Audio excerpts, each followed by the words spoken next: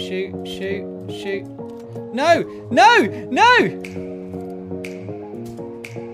No, I'm the murder doer, exactly. Oh no! Oh fuck! Oh my god! Jesus Christ. Shit! My slimes. Hello, Willie. Oh, I'll have to meet a nice Willie in the pub. You want information on doras.to? Do I? Cheers.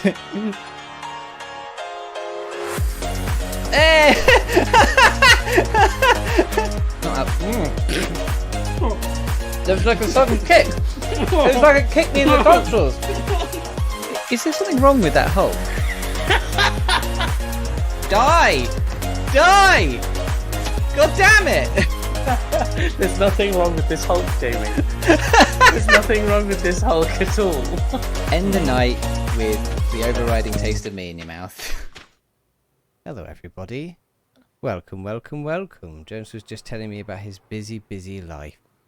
But he's graciously taken some time aside to tell us all about some television shows that he's watched. Sorry, Jim, you misunderstood. I've actually taken the time to come here and tell you that I can't do this tonight. Oh, actually. you're cancelling I'm busy tonight. Okay. I'm busy. I'm All right, so busy, guys. Oh, okay. Well, that's a shame. The explanation takes about it takes about 2 hours for you to get all the context as to why I'm busy. Right. Maybe up to 3 hours. Right. So if everyone would just be patient and just hear my reasons for not being able to do the podcast tonight, that'd be great. It is excessively warm, Steltec. It is so warm. In fact, actually... Okay, well, what I'm doing is, while we are not recording, I'm turning on my fan. Well, I'm ready to record if you are. Yeah, but I'm so warm, James. I know, but you're gonna have to rip the band-aid off and just deal with it, because I'm recording now. You piece of shit. Right. Yeah, I've not got that fan on. We just have to live with it, right? Maybe we could do 2 breaks and have like a water stop and a step outside the hot room stop partway through. Well, let's see what happens. Breaks now mean more work. It means more work later. Well, that's true, but if we pass out, then that's no good. At least we're not wearing suits this time, eh? Fuck that. Right. Okay. I am recording. Yes, I am recording. And yes, I okay. am recording as well.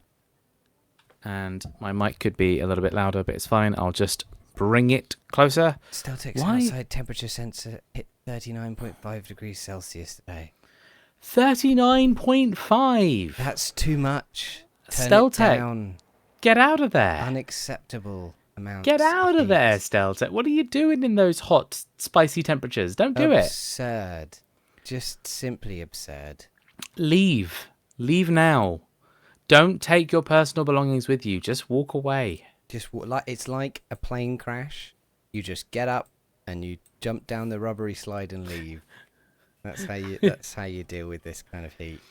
And if you don't have a rubbery slide, keep going. Just keep going until you find one. Just keep walking throughout Luxembourg until you find a rubbery slide.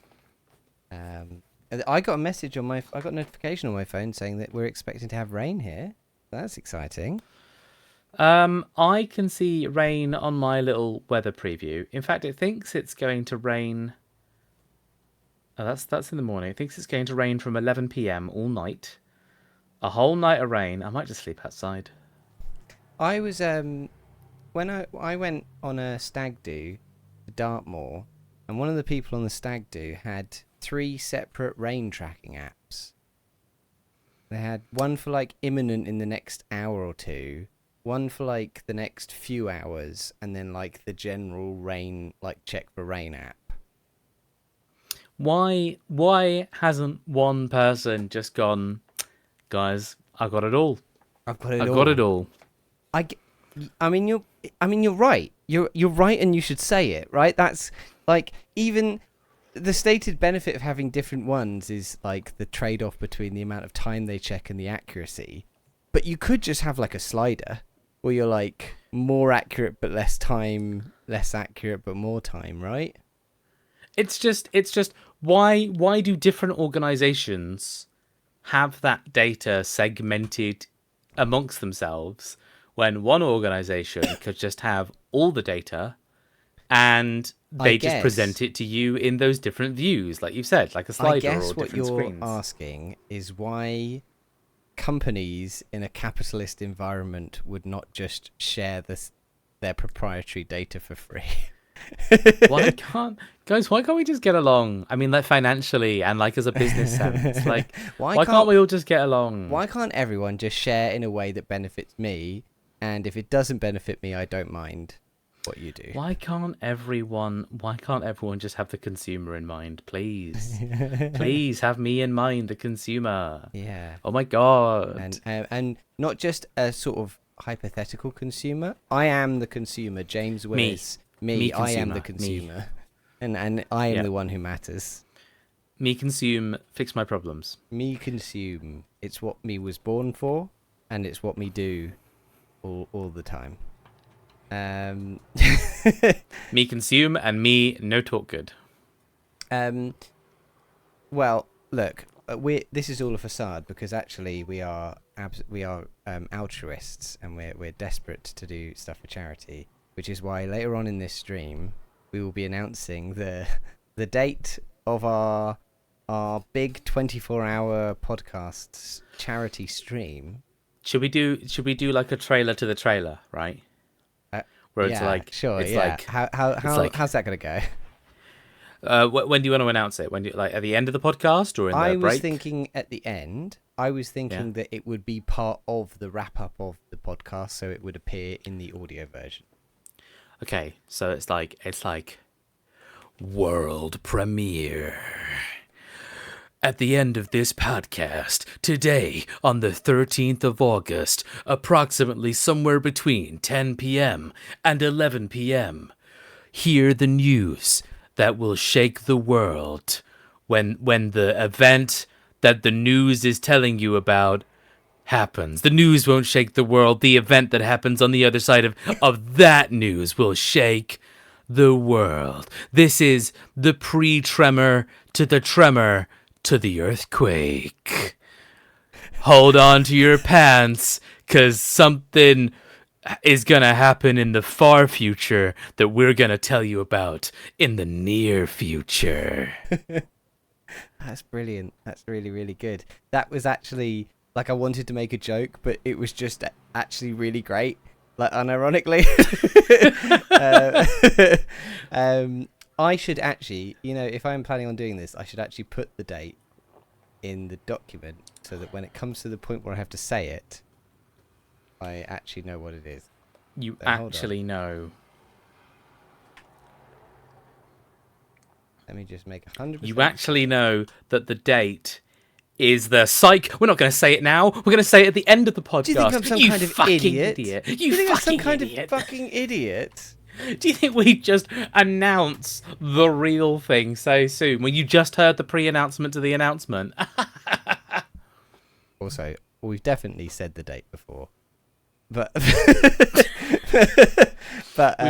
we've said it with less confidence. Yes, but this is the official announcement because we had a meeting the other day where we were all like, so we're all cool with this, right? And then it's the official announcement because I've already scheduled a tweet for tomorrow to say the date and time. So it's all ready to go. I've been slowly extricating myself from spending any time on Twitter, and the way that, because it basically just makes me angry, and I think that's all it's designed to do now. And the way I've done this is I've gotten to learn to use like social media scheduling tools so that all of my tweets and everything get posted automatically, and I've scheduled the whole month basically. And so I only now interact with Twitter via people interacting with me, which I get is very egocentric, but it means I'm just having a much, much better time. I mean, at a certain point, isn't that what social media was meant to be, right? Yeah, I guess so.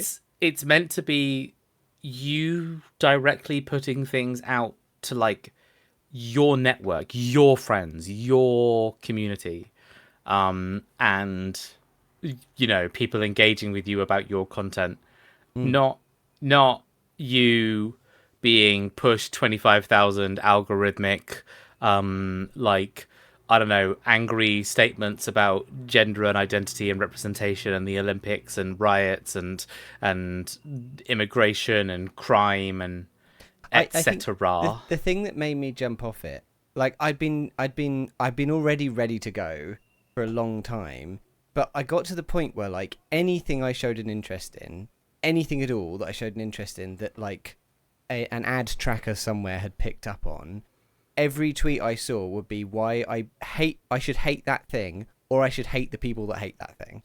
And like big long it'd be like, here's why. Like I got into Sabrina Carpenter recently, and suddenly every thread was, here's why Sabrina Carpenter is a bitch, and then the little thread symbol, or here's why this person should be cancelled because they stabbed Sabrina Carpenter in the back. And I don't know who these people are.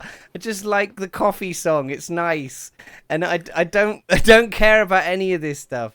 And it was at the point where it was like, I understand like all of the sort of angry right-wing stuff, I get that, I've learned to tune that out. But now it's like everything, anything you could show an interest in is upsetting. And yeah, oh my God. Also, hello, Koto. Welcome. Koto working late because Koto's a singer. I don't know that that's true in a professional capacity. I do believe that you have the capacity to be a singer. I'm working late because I'm a singer. Is that an actual song, or did you just improv that? It's a bit from Espresso that Maddie and I ended up singing lots and lots on stream, because she sang it in a weird voice, and then I kept singing it in a weird voice because I thought it was really funny, and then I eventually heard the song and I was like, it doesn't sound like that at all. But I quite like the song. What is Espresso? It's it's the sound of the summer, my friend. It's a song by Sabrina Carpenter, and it's okay. The reason it's called Espresso is because she keeps men awake at night by how sexy she is, like she's espresso. Yeah. I'm always saying to women that I find attractive, I'm like, hey girl, you know what you are? You're like a caffeinated beverage, because I try and go to bed on time at 10 p.m, but I've had a bit of you in the last 5 hours, and now I'm just fucking off the table, mate. I don't know why she didn't sample that in her song. I guess because it hadn't been said, but she should have got you in. And, I didn't. And done a bit. So I guess I still don't know who Sabrina Carpenter is, really. But when you first said Sabrina Carpenter, I was like, I don't know who that is. That might be an Olympic performer, like a person. That might be a politician. That might be a director, an actor. I don't know. And then you said something about all the hate tweets, and I was like, oh, okay. I guess they made maybe a song or a music thing, and now you guys are coming up with references to this person. And I'm just old, and I don't get it. Jonas, that you might have more knowledge of this if you watched my streams, because we talked about it quite a lot over the past couple of months. But I will let that go, because I know Jamie, that you're very busy. You know how this works. I put on your streams, I say 3 words, and I lurk for the remainder of the 2 hours. And that's fair. And I have a great time. I do my best to watch all of your Lorelei and the Laser Eyes, because I'm committed Which to... actually should be in the rewind. I don't know why it isn't. Oh, good point. Yeah. Well, you might have more to say about it in the future, but I understand. I might. But that hasn't stopped us in the past from talking about the same game for like 6 months on the trot. So, hey, that's only true for Final Fantasy 14, and you know it. Yeah. Okay, fair enough. Jamie, let's get this out the way so that we can get on with the podcast. We absolutely should. All right. We're gonna do. Oh, sorry, I forgot about this bit. Sorry, I apologize. We're gonna do 3, 2, 1, and 1, 2, 3, 4, 5. Just not that fast, okay? Yeah. Right. 3, 2, 1, and 1, One, 2, 3, 4, 5. Thank you very much. Right. Oh, no, I'll say it at the beginning of the audio podcast because it'll probably be necessary for that. Right. Hello and welcome to this month's episode of The Bunyip Review. I am your co-host, James the Bunyipman Willis, with a slight cold, so I might sound a bit snuffly or coughy, but I'll get through it. I'll brave it out just for you. And just for my co-host, Jonas, Too Much Temperature Go Away. How you doing, Jonas? You notice I'm running out of just simple TTs. I need to branch out a bit, but... I've got some new initials, and that is... TMT. I am now TMT. Yeah. Well, James. I would like to say that I'm fine, but I do have one problem. I don't know if you noticed this about me, and it might be hard because you're actually physically very far away from me in the world, and it might not come across on my webcam because it doesn't do that type of camera technology. Yeah. I've just got a lot more temperature than I had planned on having today, and I'm struggling to get rid of it. I'm really struggling to get rid of it. You did have a vibe to you that I couldn't explain. Like you were constipated, but like red. Yeah, and honestly, that is a side effect of me trying to get rid of the excess temperature. Yeah. Because obviously when you have excess temperature, one of the things that you can do, like your body sweats, right? And that's like your body expelling like a liquid that will evaporate and take the temperature away from your body. And I've done a lot of that, Jamie. I think I medically don't have water inside me anymore. Oh. As a result of how hard I've been trying to get rid of all the temperature that I have. And that's just made the whole bowel movement kind of situation like really awful. Delightful. Well, really awful. I think I know what you need. I think you need to cool off with a really cool podcast. And do I have a cool podcast for you? Because this is the Bunyip Review, a media review podcast where we talk about games, movies, and TV shows. And each month we watch a randomly picked Netflix movie. This month I'll be talking about Obduction, I'll be talking about Hot Rod, and I'll be talking about Gamechanger. And Jonas, what are you going to be talking about this month? I'm going to be talking about, let's see, my video game is going to be Thank Goodness You're Here. My movie is going to be Deadpool and Wolverine. And then my TV show is going to be Mr. and Mrs. Smith. And our Netflix randomizer movie that was picked for us last month was I vaguely remember us talking about this, the first ever Russian Netflix original movie, Silver Skates. A sort of, I was about to say Christmas themed. I guess it kind of is Christmas themed.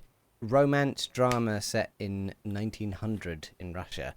But before we get to that, that's way later on in the show. Right now, we're going to do a little section we like to call Rewind, which is where we talk about things that we've already talked about. Say if one of us watched it and reviewed it the first time round and now the other one's watched it, or something new has happened, like a new series or something, or we've played more of a game or something.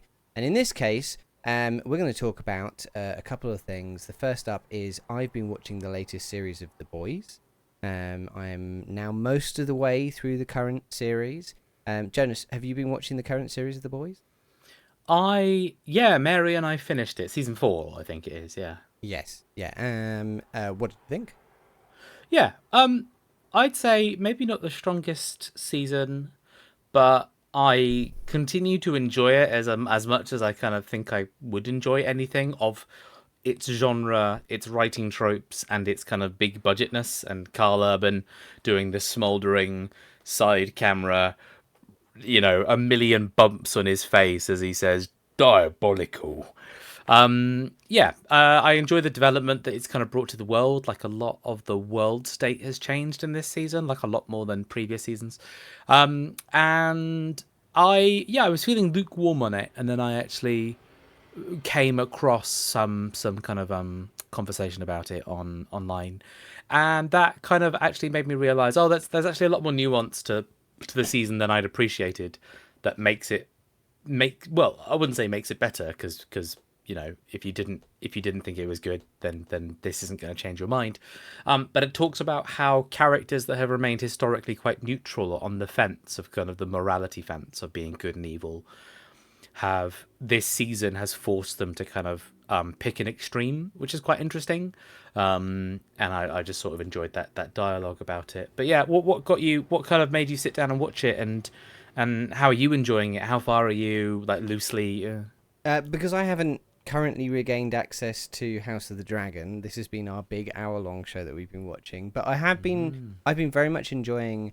I remember when this series came out, there was a lot of talk about how a lot of right-wingers were suddenly realizing that the show was making fun of them in this series, and I can understand that now, especially considering that it's taken this is inherent to its style, but it is able to be more blunt with some of its satire than maybe other satirical shows are.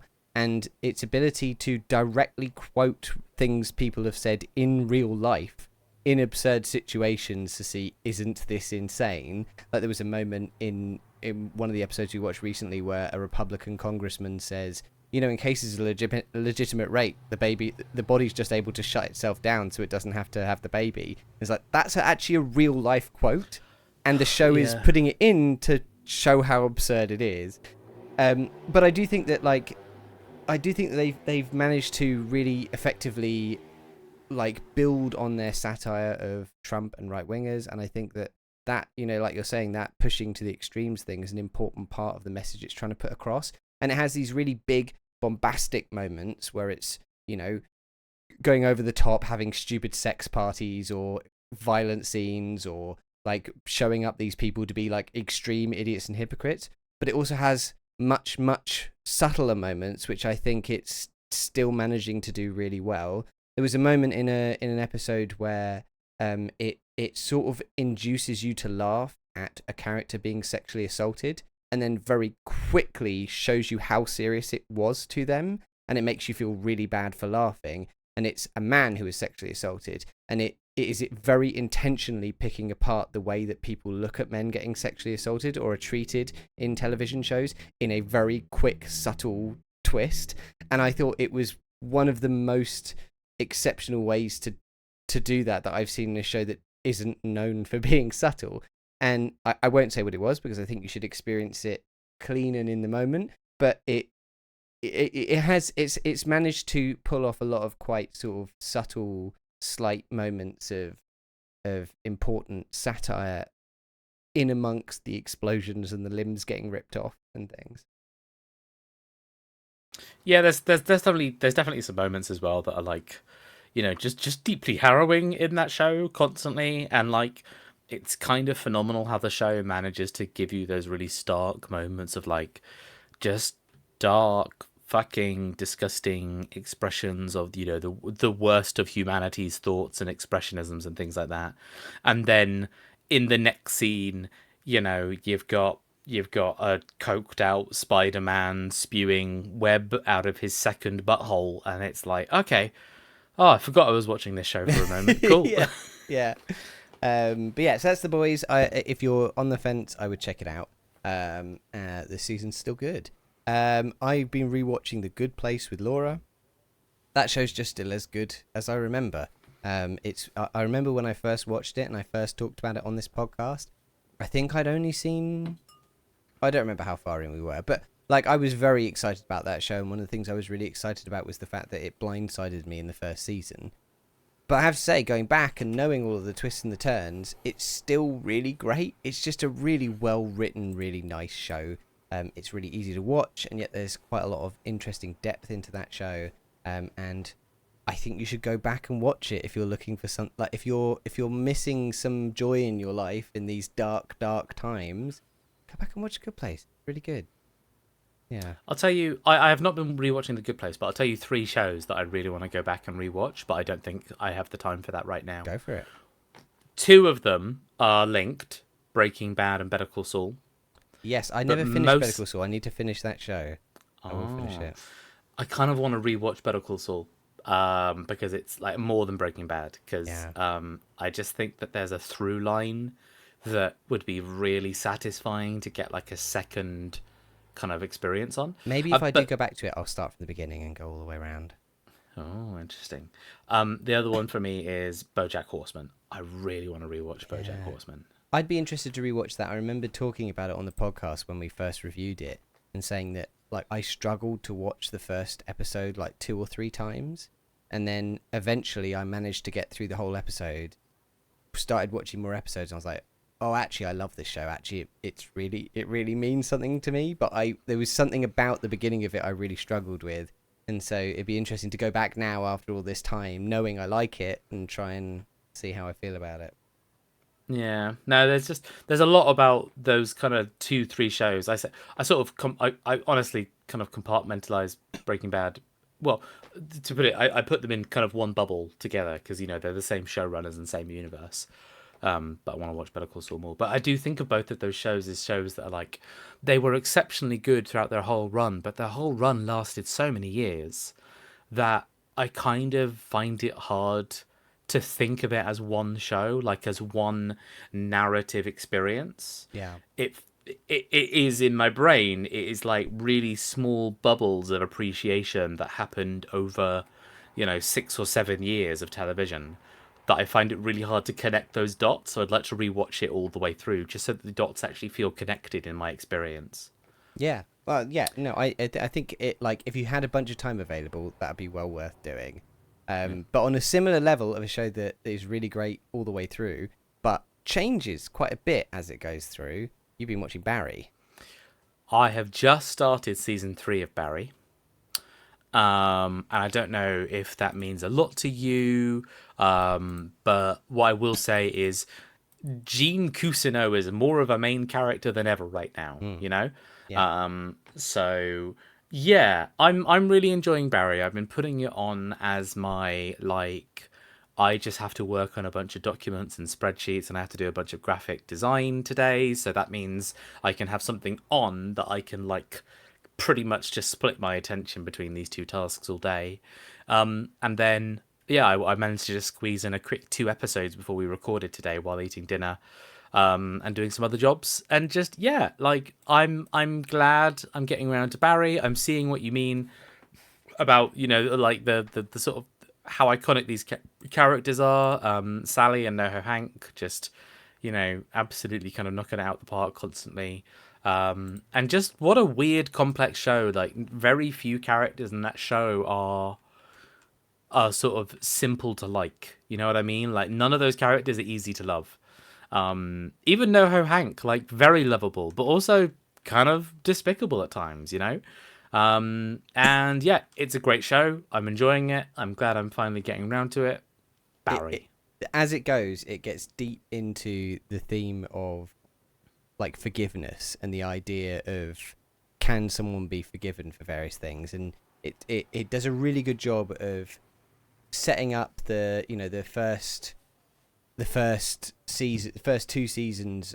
Well, I guess 2 or 3 seasons. I can't remember how many seasons it is. Anyway, the beginning of it is setting up all these characters in a really interesting way where you start to learn who they are and their flaws and things, and it pushes them to do things in different circumstances that sort of take them out of their comfort zone or anyone's comfort zone.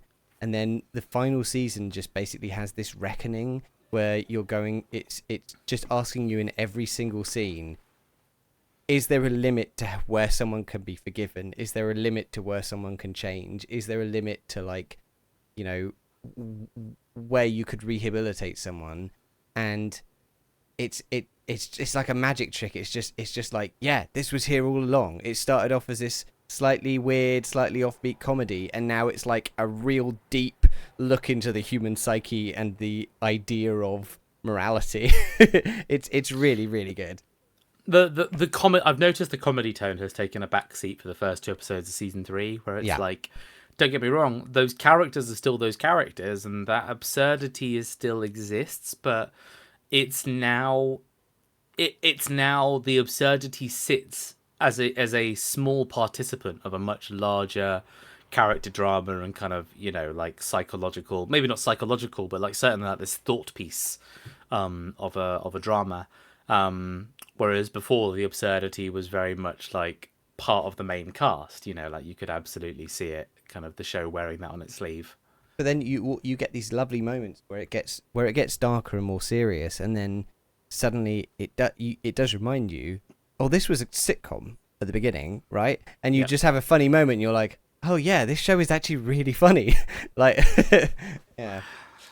Yeah, when it has time to be. And then Jamie, you've been playing and streaming Lorelei and the Laser Eyes. Yes, and that it is incredible. It's so good. It's exactly the kind of game I love, and it has such a distinct, like, interesting style to it, like a visual style, and sort of a thematic style to its story. And the puzzles are satisfying and interesting.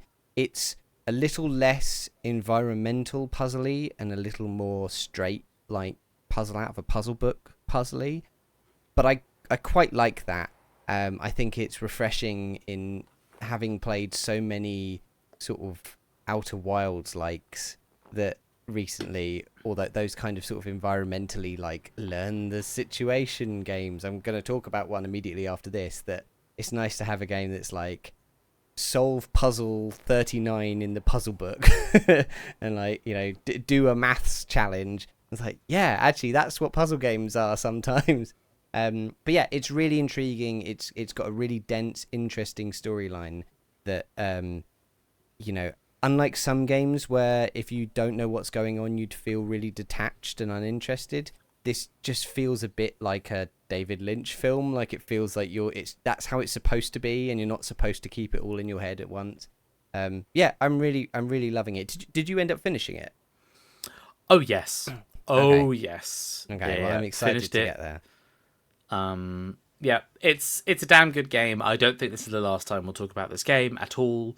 And yeah, I'm excited to see you kind of push, but I say push through it, to progress through it. There's no difficulty, there's no resistance there. I had one of my favorite moments in streaming puzzle gaming, or my favorite kind of moment in puzzle gaming, where I stream a puzzle and I get it immediately, and you get really angry at the chat. Because it took you ages to do that specific puzzle. I had it with Outer Wilds and I had it with Lorelei, and I hope I continue to have it. Jamie, fuck you, because the only thing I remember is the opposite, where you're looking at a puzzle that I remember getting instantly, and you and Laura are just going to the nth dimension to be like, okay, but so what if it's not a V? What if it's like a slice from a pie? Or like, what if it's like what if it's like cutting into the number and it's pushing the 8 and the 1 apart to make a 3 and a 1? And you're like genuinely following that line for like 20 minutes. But I think that's the really interesting thing about these kind of games, and what Lorelei does really well with. I think Lorelei takes an interesting tact where some other games, there'll be a smaller amount of puzzles, but it's about the journey. It's about getting to a puzzle and learning how to do it. And Lorelei just dumps a bucket load of them on you. It's like there's like 300 in this room, and you are going to be solving puzzles left, right, and center. And sometimes you'll solve a puzzle and you'll get nothing for it, and you'll be like, great, but I solved the puzzle, smashing. There's a few times where you open a shortcut door, and on the other side of the shortcut door, you find another shortcut door locked from the other side. And you're like, oh, so my reward for this is that one day I'll get the reward for this. But you still feel great because the puzzles are good. And that's the satisfying thing about it, is when you achieve them, you feel great. No, it is very fun watching you go through the game. And yes, like it's weird. Watching you play the game has revealed to me something that I suspected when I was doing some Googling. The game randomizes elements of its own puzzles. So puzzle 10 for me was puzzle 16 for you, for example. Or the combination to a door, the clue that I got is different to the clue that you got, which means the combination to the door was ultimately different. And it's just really fascinating how there's like a procedural generation thing going on in amongst the thoughtfulness of all these puzzles and the absolute brain swelling you have to do to get there. Yeah, it's great. I'm looking forward to playing through more of it, and I'm really excited to see where it goes. Right, we should Jamie, move on. Yes, yes. But Jamie, that's not the only puzzle game that you've been playing, right? No, it's not the only puzzle game I've been playing. I've also played a worse puzzle game. So let's move on to our actual reviews of this month. And first up, it's Games First month this month, and I'm up first. So this month I'll be talking about a little game called Obduction. So Obduction is a 3D first-person puzzle game from Myst developer Cyan. The plot is you're abducted by aliens on a walk in the woods, and you awake in an old western mining town, ripped from its original location and deposited in like a big bubble onto an alien planet. And you slowly discover that it's not just humans who have been abducted, but other species from other planets too, and you begin to figure out a way out of here. So the core mechanic of the game is understanding the layout of the space around you, either through understanding that the way that different areas of the game connect in non-uniform ways, or by shifting and swapping parts of the environment between 4 separate worlds. As you slowly learn about the world around you, you begin to understand these core mechanics and how they can be used in combination to unlock and explore a quite dense set of like puzzle box worlds. This game is really pretty. Really, really pretty. It clearly takes a lot of inspiration from The Witness with its like bold, bright colours and nicely designed environments. The game takes place across these 4 worlds, and each of their designs feels unique and distinct. And this clarity really helps a lot of the better aspects of the puzzling. Getting to understand the visual style of a world helps not only to solve puzzles, but to understand where there even is a puzzle. It has that satisfying feeling of finding an odd object and then hours later understanding its purpose in spades. Unfortunately, some other aspects lacked clarity in a way that created some frustrating pain points. Small missable buttons in cluttered or complex environments led to routine frustration, and I would fairly often know how to solve the puzzle but assume I was wrong because I couldn't find the mechanic I was supposed to be looking for. This could be argued as encouraging exploration, but I feel like modern puzzle games have moved on from this style of enhancing difficulty. And it doesn't help that the game has an incredibly slow pace too. Late game puzzles use a mechanic that requires going through a long loading screen over and over again in a way that makes trial and error solution finding feel painfully punishing. Most puzzles will require slowly trundling back and forth over great distances, and missing something feels so much more painful when you know it's a huge trek to go back and find it. All of this is a real shame because the actual solutions to puzzles are often very inventive. Understanding how to navigate and manipulate the world space is invigorating, and the first time you end up in a new world is really magical. It is truly down to the exploration aspect that I finished the game, especially as its explicit plot that it has is kind of weak and vague and leads to a fairly disappointing and baffling conclusion. In truth, there is a good game in here, buried under some unfortunate decisions. Cyan feels stuck somewhere between the early puzzle games that helped define the genre that they made and the modern advances made in puzzle design and game engine technology. There is an audience for this game, people who don't mind a very slow burn and love those old school puzzle games, but want something with a nice visual polish. Unfortunately, it's not going to be remembered in the same breath as Myst or many of the classics that it inspired. Jonas, have you heard about Obduction at all? I've heard about Obduction in the context of it's made by those guys who made Myth. And I think Myst, and I think I've heard about it in the same breath as why can't I play this game on Mac yet? That's kind of as much as I know about it. So is it like Myst in that it's a game that you play in first person? Do you like the old Myst? Do you move through really fixed kind of like 3D environments where you can only move, like you remember a mist, you could move Yeah. forward, but it would be like Google Maps, where it would move you forward Yeah. a fixed amount into the next environment. Yeah, no. So that's interesting because that is how Myst used to be, but since then there's been a bunch of additional versions of Myst released. Like the most recent one implemented a bunch of ray tracing technology, and there's also been a redo of Riven released as well, which was the sequel, and both of them now allow for full first-person 3D traversal of the environment, and that appeals to modern audiences, but it also takes away a sort of central part of those games, which was that the camera directed you to what you were supposed to be looking at, right? Yes. So I played a bit of the Myst remake, and I put it in like first-person full traversal mode, and I didn't know what I was able to interact with. And then when I swapped it to click through scenes mode, I suddenly understood what they were trying to get me to look at. And I think Obduction is designed, there is no click through scenes mode, it is full first person traversal because it is a modern game, it's designed modern first, it's not a remaster of anything. But I think a lot of their headspace, a lot of their design skills are still based in that old style. So there's definitely situations where I would miss something and I'd be like, there's nothing in this environment that directs my eyes to that thing. And if I could play this in a mode where I could click through scenes, I would just see it in the scene because it'd be one of the things that the camera forces me to point at. But because I can't do that, I don't really know where I'm supposed to be looking.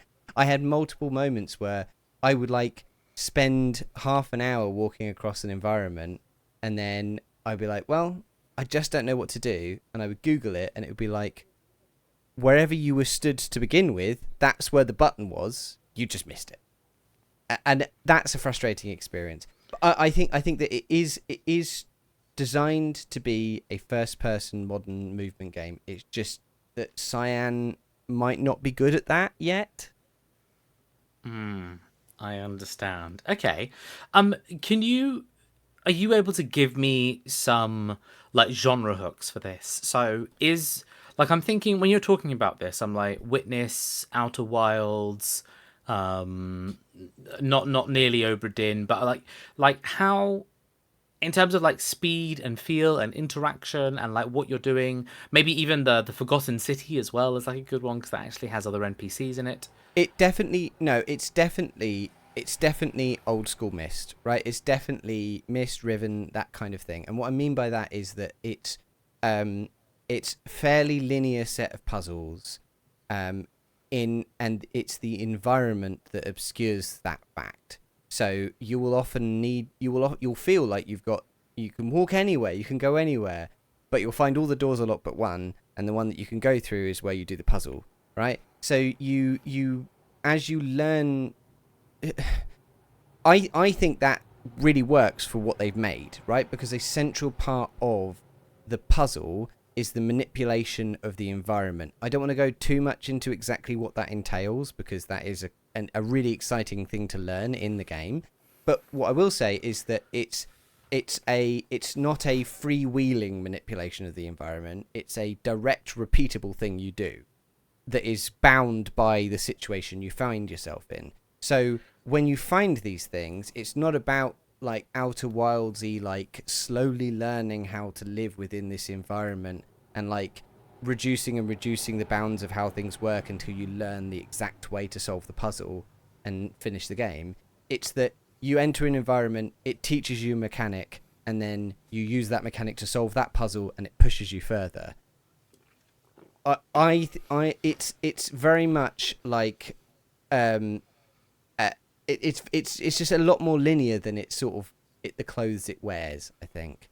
And so Yeah. I would say it's really not an Outer Wilds. It's really not an Obra Dinn. It's really not a Lorelei and the Laser Eyes. It's very much a Myst. It's very much a Riven. Yeah. It is very much the same thing, which means it kind of presents a unique interaction, but also that it has a unique audience. Because one thing I want to talk about is sort of your ability to recommend this. But before I do that, the puzzles, how are those? Because obviously puzzles are a big part of a lot of the games that we talk positively about, their ability to challenge us and engage us and make us feel like we have understood or sort of that we've brain smarted something. Is Abduction doing that for you? Do you feel like you walk away having really like mastered a thought challenge and a mental exercise? I would say that some of the puzzles are really great, but most of them, no, not even most of them. Some of them are great, some of them aren't great. But the thing that is good about them is the moment that you learn something new, right? And then it goes through to test you on that thing a few times, and that testing can become quite tedious. But the first time you learn how to traverse the space, you have these 4 worlds, and there's like a rule you're taught relatively early on about how to traverse these worlds. That's really fun, and that's really interesting. And then you learn about how to traverse between the worlds, and that is a puzzle solving mechanic in itself, and that's really cool as well.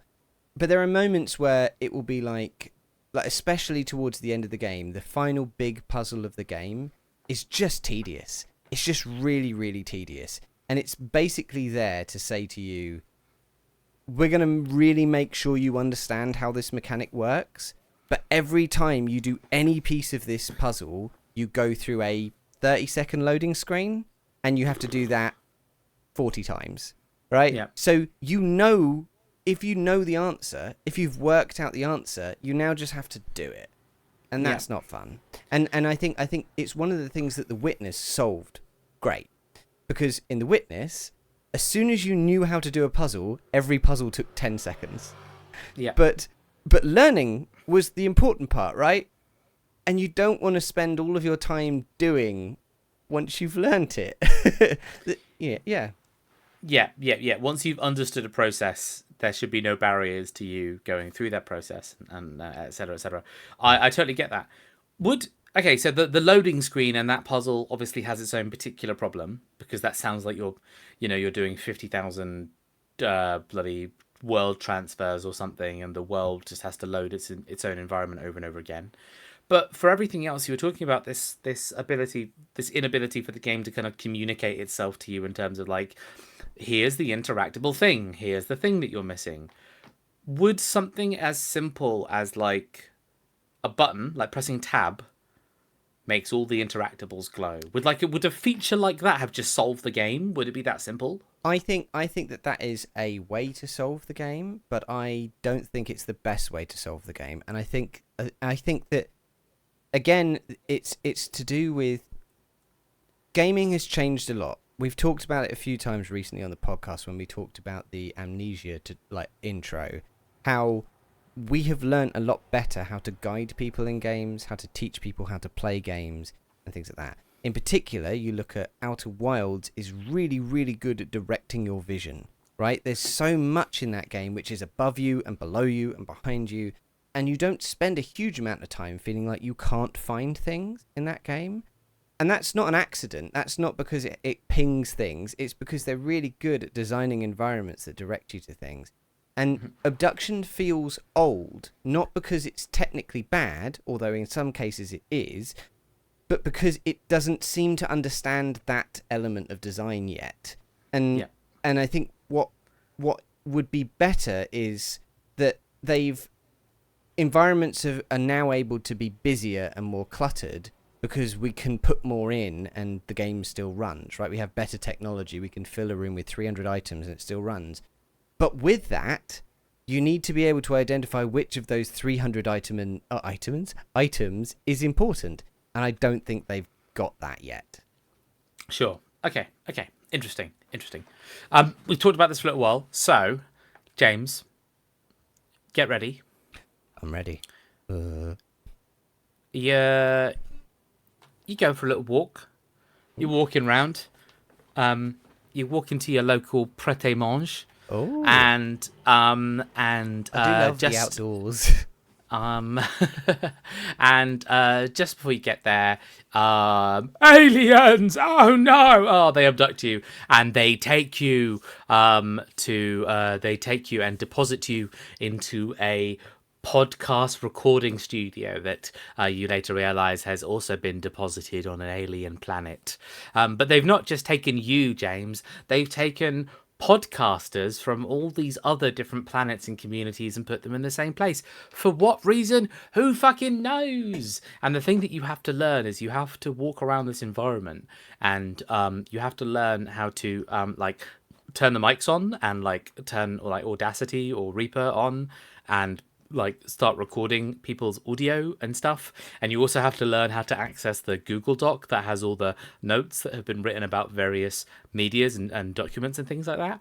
It's you know, it's like a relatively it's quite nostalgic for you, you know. It really harkens back to like a golden or like a certain age of what it was like to review things on a media podcast show, but it certainly doesn't feel modern. Like there's definitely better ways of doing all these things, but you know, you push through, not because you're particularly drawn in by the potential plot that these aliens have sort of the reasons for their abduction of you and the reason why you're in this podcast studio, but because it's just a fucking cool studio, you know what I mean? Like this place is just so fucking cool. Do you know what I mean? It's got posters from all your favorite TV shows and films, but like alien versions. So like your favorite TV show from Apple TV, Veserdance, rather than Severance. Yeah, Makes a lot less sense with that now.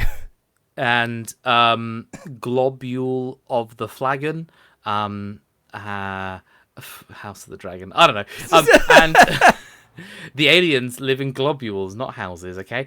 And at the end of the thing, you are asked to give a one-line review of Obduction, but it's not that easy, Jamie, because you have to go through a 30-second loading screen and turn on the microphones, and then go through a 30-second loading screen, and you have to turn the computers on and open the windows, and 30-second loading screen to get everyone drinks, and 30-second loading. And after you have gone through, 2 billion loading screens, you're finally sat down at a microphone, and you're allowed to say your one-line review of Obduction. Jamie, free us from this puzzle hellscape and take it home, baby. Not bad, but feels older than it is.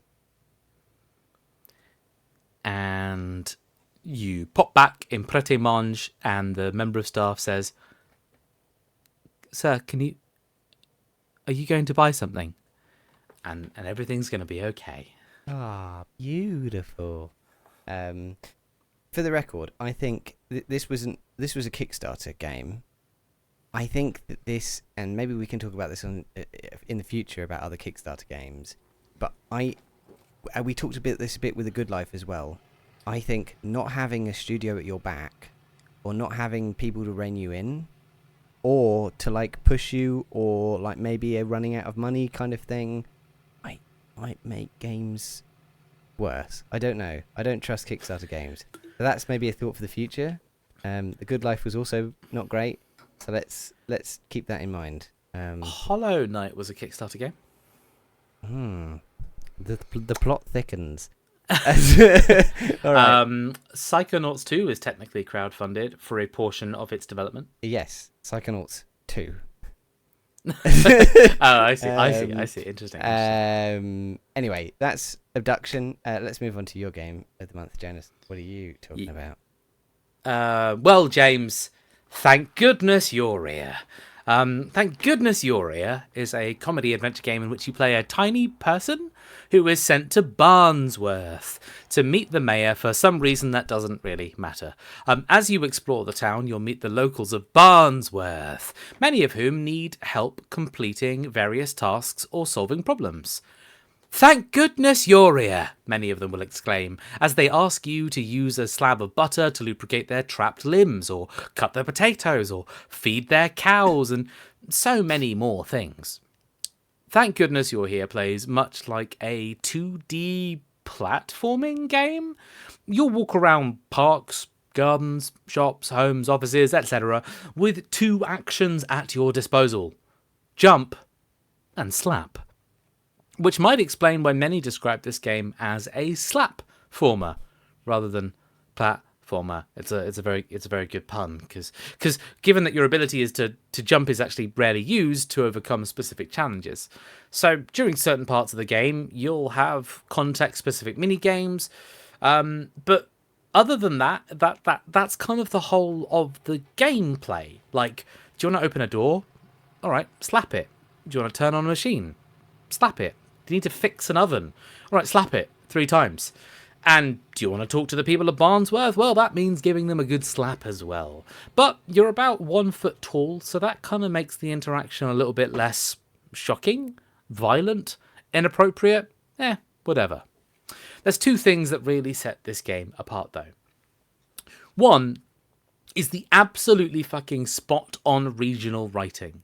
This game is specifically designed to invoke some kind of visceral and psychological reaction from anyone that has spent any amount of time in North England. And it wears that on its sleeve with its top-notch voice acting, which, by the way, features Matt Berry at some point as well, from start to finish, and like with characters coming back from the pub after they've had their pint and losing their belongings at the local chippy, or despairing over the availability of their small town favourite pie. All of these, the game would have you believe, are the Northern English experience. And number 2 is the visual design. The entire game looks like a flawless 2D cartoon that you might see as like some kind of equivalent of like an Adult Swim cartoon. I think one of the biggest rewards that this game gives you at like any given moment is like the bespoke bits of animation. And almost all of them portray something that is, 1, deeply British, and 2, kind of disturbing. Thank goodness You're Here won't challenge you at all as a player, and it certainly won't ask you to dedicate too much of your brain.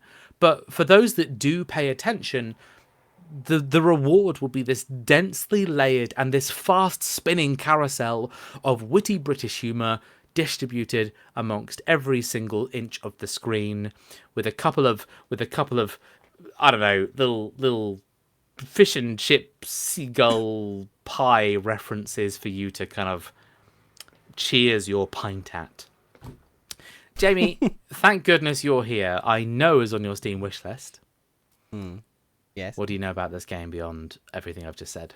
Just before that, it did sound like you had never been to Britain there and were trying to just riff off the stereotypes you might have vaguely heard of from TV. Well, they're all in the game, is the point. Yes, yeah, just the way you said it was like completely lacked confidence. Yeah, no, so it's on my wish list. I remember seeing the advert, the trailer for it, and it being sold on the strength of Matt Berry being in it. But I thought that the amount he appears in the trailer, it is sort of negligible, and everything else about that trailer looked amazing. Yes. And genuinely, it was potentially going to be my game for next month before I saw you list it on the thing. I was like, oh, that's out. I should play that at some point. I guess my first question is, how long is it? Right? Is it a short experience, or is it are you still playing it? About 3 hours. Okay, so very, very short then. 3 hours for like solid 3 hours, definitely. So this is the thing with comedy games, is that they tend to like comedy games I've played in the past, they tend to wear thin fairly fast because they're not about the game, they're about the fun of the comedy, right? They're not about the gameplay. Would you say that this is more heavily into the making you laugh, making you basically have a sitcom experience, or is the gameplay an equal partner in this system? They have cleverly managed to marry the two quite a lot of the time. There are a lot of moments in the game where comedy is one button press away, and the game's doing a really good job of telling you that. Right. Like it's I won't name like a specific scene, but it's like holding the gun that has the little bang flag at the other end of it. You know what I mean? Like the punchline is gonna happen when you press this trigger, and the game puts the gun in your hand, and it looks at you and says, "When do you want to pull it? When do you want to pull it? You want to press the funny? Press the funny. When you're ready, press the funny. Do it." And that's what a lot of the game is it's like making the funny happen on your terms. Right. But so it doesn't feel like it doesn't feel like this could be an animation I was watching if it wasn't for the fact that every now and again I have to press A. Like, it does feel like you're an active participant. Oh yes, most definitely, most definitely. Being a tiny little man that runs around these massive environments, slapping everything at his behest, is fun. Untitled Goose Game is like the game that's kind of closest to marry this to in terms That's of what like. I was going to say. That's like the pinnacle of comedy gameplay, right? Yes, and but there is a major difference, which is in Untitled Goose Game, you've kind of got these like physics objectives, like pick up this object and take it over here, annoy this person and use his UI to drag his AI to like solve a problem. But in this, nothing has AI, nothing has that level of complexity to it. You slap it, it happens, is the kind of whole gameplay. It's just a matter of are you going to eventually slap it? And like that there is some things that you don't have to slap, but if you do, it's all optional humor, sorry. One of the big ones that I think I'll mention is Mary and I kept finding this van that sells burgers, and my little man hops up on the counter and the camera changes so that I'm on the counter of this burger van and I'm able to jump in his little tips jar or whatever, and I'm able to slap his like salt and pepper and his ketchup. But he's also just facing away from me and just has the biggest ass. And I can just jump and slap his butt. And every single time I do it, I'm met with a different reaction that I wasn't expecting. And like, it's completely optional. That does not move forward the plot whatsoever, but it's fun. The game just constantly gives you like these moments of what would happen? Go on, find out. And it never punishes you. It never punishes you for being a tiny little slap man. It always rewards you with some silly amount of lore or kind of character writing and things like that. And in that sense, it's simple fun. I think that, though, sometimes with these short comedy games, the value proposition is interesting. Like, if they're expecting you to pay for it, but it's 3 hours, like, I often think about Stanley Parable, that there was the original mod, which was free, obviously, but then they did the paid version later on. And I think that sort of rode the line between having enough content to charge the amount of money they were charging, but also being a game that you could very quickly be like, oh, I get it. It's an outside the box joke kind of thing, right? Stanley Parable and its like upgraded version are absolutely great, but there is something there to them that I think sort of makes them ride the line as in terms of money. Do you feel like it earns its pay, this game, or does it feel a little short? I can see someone complaining that this game wasn't their money's worth, because I know you can get better games for £2, £3, and this is a game that's like 15 quid. Like, it is legitimately that price point. But I can see how much work went into this game. I can see it. I can see it in the animation. I can see it in the writing. I can see it in the responsiveness. I can see it in the clever, like, efficientness at which this game allows you to experience a lot of different gameplay mechanics and do a lot of different things in such a short space of time. This is a really dense game, and I think a game that didn't have as much confidence would make this exact same amount of content last 7 hours, and I wouldn't celebrate it for doing that. I would fucking hate if this game were any longer. This game is the perfect length for what it is. I think if you're someone who will get a lot out of those kind of witticisms and dense writing, then this is a game for you. And if you have a particularly good eye for like fun, intelligent, clever 2D animation, and its implementation and its uses and what it communicates to the viewer, I think that this is very much like doubly in your bag of whatever. I do love that kind of stuff. We've talked in the past about, when we were talking about Smiling Friends, my love of internet animation, and that's what drew me to that trailer of it. I was like, this just looks ecstatic. It looks good fun. And I think that, we've also talked a lot on this podcast about the idea of not overstaying your welcome. And I think in comedy, it can be, especially in games, it can be hard to have enough mechanics to ride out a whole comedic idea. It sounds really, really good. It sounds like well worth it. Do you think that there's I guess, is there a specific type of gamer that you'd recommend it to? Because I think, in my mind, I think of it as a sort of short sitcom. I think most games as short sitcom, most comedy games as short sitcoms. But I don't know what kind of like regular normal gamer, like someone who plays Overwatch or puzzle games or whatever. What regular normal gamer is gonna like this game? Playing this game with an audience makes a lot of sense to me. Right. Having a friend, a loved one, a couple of mates round while you pass the controller around and slap things silly, that makes a lot of sense for this game. And this is the kind of game that I would replay if I had a friend round and I wanted to entertain them. You know what I mean? Like, I Yeah. could put this game on 1,000 times and let someone play this. But like, yeah, who is it for? I think it's kind of for the people who need, like, it's for people who are too busy and they need something that is memorable, good, and short. Right. And this just ticks all of those boxes. Like, the quality bar is really high on this game for what it's doing.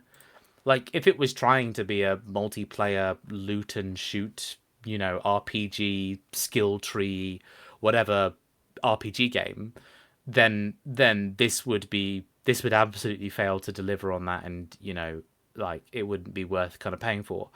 But because it's not trying to be that, because it's trying to be like a playable kind of, I don't know, like Saturday morning cartoon, but with Yorkshire vibes, it just ends up absolutely nailing what it wants to be.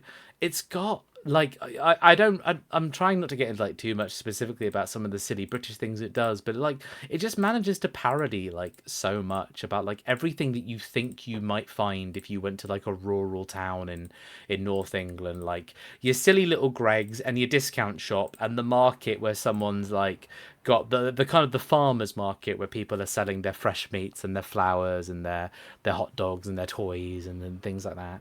And and it's got these two competitors selling their different pies, and the big thing between them is the different sizes of pies that they sell. And it's just got this lovely little cast of characters that are like, yep, that's my culture, that's what I know exists. And it's just really rewarding to see that represented in this tiny little package that is so overwhelmingly well produced for what it is. Nice. Gives you the same feeling as seeing Tony Blair in that one Simpsons episode. Right. Yeah. So you're quite contrary to reality. You're a very small Jonath. Yes. You get to learn what it's like to be me. You're a short boy. You're 1 foot tall, just like I am, and you're off to see the podcast mayor at Podcastworth, and on the way you meet lots of people who need podcasting help. They need their microphones plugged in, and they need their reviews written, and they need you to watch and then tell them about a horrible Bollywood movie on Netflix. And you do all of this through the medium of slaps. And the final thing you need to do is you need to slap into a wall your 1 sentence review of the game. Thank goodness you're here. And you say, Small game, big recommend. oh, very good. Very, very good. And you're given a seagull and a pie because you're so British. Thanks. All right, that was Thank Goodness You're Here. It sounds great. I can't wait to play it myself. In other gaming news, you've been playing 2 Alan Wake DLCs. No, Alan Wake 2 DLCs. I read that completely wrong. I thought there were 2 DLCs. Although there is an S. So how many DLCs are there? And is it for Alan Wake 2? Okay, so Alan Wake 2 released a singular DLC called Night Springs. Okay.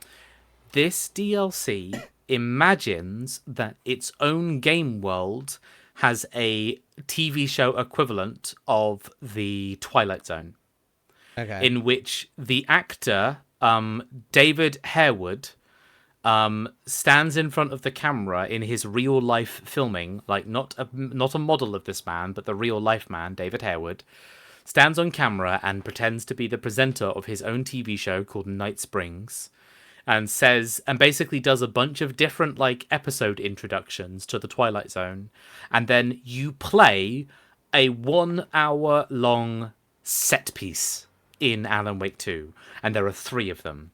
One of them is where you go on a fucking action rampage as a small town coffee diner woman who is in love with Alan Wake, and she believes that Alan Wake needs her to come and save her, so she picks up a shotgun and kills a bunch of cultists to come save his life or something. Number 2 is where you play the protagonist of Control, Jessie Faden, Right. where Jessie finds herself in the coffee-based theme park of Alan Wake 2, and she has to basically figure out what this coffee-based cult is doing and what relationship it has to her brother, who's gone missing in the Control game. And then number 3 asks you to play a sheriff who has to dimension hop in a Doctor Who wormhole, and basically he has a sonic screwdriver and he is Doctor Who, and he has to meet different dimensions of himself and defeat the equivalent of Doctor Who's master. They are very fun, they are very silly, they all last 1 hour, they ask you to do very different things in terms of their gameplay. They are a very fun and silly addition to what is already a very cinematically confident and like well accomplished video game, Alan Wake 2. Nice. Well, that sounds interesting, and that sounds like a really decent way to do DLC in that game and DLC in general. It's always nice to have something that's sort of a bit out there and different as your DLCs that doesn't make you feel like you're missing a chunk of the game. Yeah, it's compartmentalized, it's silly, it's fun, it's experimental. It expands the lore, not of this game, but the universe that they're now kind of establishing, where all these games are interconnected. But also, interestingly, so the game's Alan Wake's made by Remedy. Remedy also made Max Payne and also made a game on the Xbox 360 called Quantum Break, which is like a third-person action game where you have time mechanics, like pausing time and stuff like that, and reversing time. These, like, one of these DLCs is just a massive celebration of the game Quantum Break, and one of these DLCs is just a massive celebration of like Max Payne and obviously Control. So it's just really interesting how they're using this Alan Wake 2 kind of ship, this vehicle of their success, to kind of let their team express their love for like the games that either didn't get a chance to succeed or will never come back, or they all just kind of want to give each other like nods to like their writing credits, which I think is just a lot of fun. Yeah, no, it's good. And I also imagine that there's a lot of people who liked those games and are now more likely to buy Alan Wake 2 because they can experience a bit of that thing that they want. Like if you loved Control and like you were a massive Control fan, I'm sure they're out there. You can get more of it in Alan Wake 2, and I think that would probably bring people in to do that. Very cool. I've been playing a quite old game, remastered, called Ty the Tasmanian Tiger, which was an old PS2 game that I played a bit of back in the day, and while replaying it on stream, I realised it's probably where my Twitch channel name is from. Because the theming of it is that you are an Australian Tasmanian tiger, and you have to deal with a lot of bunyips. And I remember my name coming from a video game, but I couldn't remember what it was. And I think while I was playing it, I was like, shit, I think this is the game that my screen name comes from. Bunyip Man lore just dropped. Absolutely. Just in the middle, out of the middle of nowhere. It's a great game. It's like a platform, like action platformer, like old school PS2 style. Like you run around third person and, you know, hit things. In this game, the theming around it is that you have boomerangs of different powers. So you can like unlock an ice boomerang and a fire boomerang, and it's just good fun. The writing's really silly and really weird, and it's well worth a go. I would recommend it. Nice. Jonas, you've played Kunitsugami, Path of the Goddess. Yeah, so I actually streamed this recently, and I've been playing more since I streamed it. This was a weird one because it was recommended on the channel Skill Up, on the channel Who Is an Australian Man, Skill Up, and I heard about it and I went, oh cool, some Capcom game, all right, and it turned out to be on the Game Pass, so I gave it a go. Kunitsugami Path of the Goddess is a game that has captured me weirdly well, and I might talk about it more next month. It is a mixture of like horde wave defense where you have to kill waves of demons as they attack you, and like tower defense with strategy. The way you actually play the game is you go into a village. It's going to be attacked by demons at night time, but don't worry, right now it's the morning. You've got some time. Run around, save some villagers, clean up the village, rebuild some defenses, and carve a path towards a big demon gate that your princess has to like purify. Now she's not going to make it to the gate in one day. By the time she makes it to by the time she's walked halfway, it's going to be nighttime. Then the demons come. So then you got to place the villagers in certain locations, give them classes, and fight off the demons. And you yourself are a warrior that fights like a little kind of Devil May Cry sort of character. So you fight off the demons, you fight off these waves, you told your villagers to be archers or spellcasters, or you told them to wield guns, or you told them to be sumo wrestlers. They all have their own abilities, and everything's got a skill tree that you can upgrade.